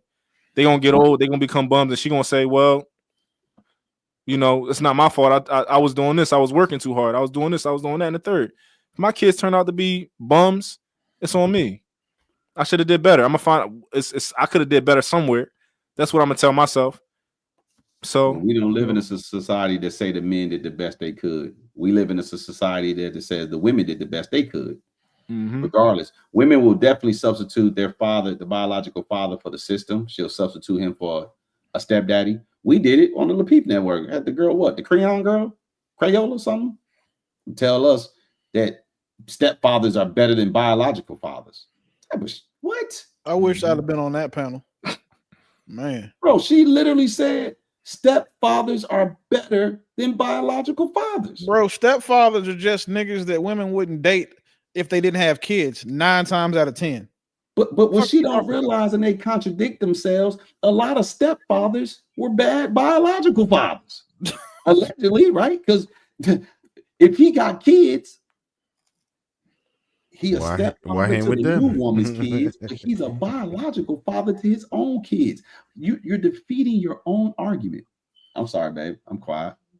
Stepfathers are also 14 times more likely to harm a small child than a regular father is. Mm-hmm. You know, one of the other things that I think like just makes you a responsible human being is like I always say to everybody when somebody tell me they tried their hardest, I'd be like, you lying. Like if I ever say like, yo, I did everything I could, I'm lying. I can always do better. We can always do better. Most cases. I wouldn't say that. If they say I did everything I could, when they say I did the best I could, oftentimes they're lying. When they say I did everything I could, that ain't necessarily lying. It's like, look, I'm not going over and above stressing myself out. I did what I could because within the confinements of, look, I went to court, I did this, I paid child support, I showed up. Yeah, man. But that's, I'm gonna that's see y'all one of those later, man. things Y'all have where a good night, man. all right, Hank, brother. Will, that's the same thing though, as far as like you didn't do everything you could. You did everything that you were willing to do. Well, no, because the thing about it is when they say I did the best, right? This whole notion is like I tried so hard. And what I'm telling you is, hey, real dope. Hey man, I did what I could for your car. I looked at all the different things and checked the gaskets and everything. Everything seemed fine to me, brother. Now I could take it all apart and try to find it. I'm not doing all that. Mm-hmm. I did what I could do. If you want to go further, you take it somebody else. See, these kids need to be like this. Look, if your mother knows what's best, then she can pick your stepdaddy and he'll be better than me. And you should be all right because your mother gave you a better father than I could be. That's what she's saying, right? So the kid shouldn't have no complaints. We shouldn't be like, oh, the kid wanted to be their dad. Why? You replaced me with something better. Why ain't kids ever mad at their mammies for replacing their daddies? They bitch ass niggas. Think about that for a second. Wow. If JR has a co-host on his show and his co-host starts complaining about him and the co-host has the ability to replace him, well, whoever the co-host replaced JR with, they should be happy with the new host because they chose him, right? They removed JR to put someone else in place. Now, why are you not happy with the replacement? Aren't you an idiot if you replace something with something worse? Well, I mean, you could have just been somebody lost your job and had to downsize. No, that's different. That's circumstantial, right? I'm talking about when there's a choice. I'm just fucking with you, bro. I know what you're talking about. When there's a choice, if I choose to leave my ex for my new woman and my new woman is worse than my ex, who the idiot? You could be an idiot or you can be so prideful. You still an idiot. Pride usually exposes how idiotic you are. Let me get to these super chats, man. Big at 11, $10 says, dope, just tell the truth. You lie to women out of fear, don't you? Shout out to Naomi. Also a member gifted 5 Lapeef Network memberships. Thank you, man. Ronald with the 199 super sticker, also a member. D Rob, also member, $10 says, men, it's all on us. Everything that happens to us is because of our decisions. Quit making excuses. We run all the shit. Stop busting in these hussies. Please always apply the ism. What's going on? The Ghost, OGJ Speed, $5. You all are misleading, brother. You're 30 to 25 years behind. You got to learn how to fight in the street. You got to learn how to fight in the courtroom.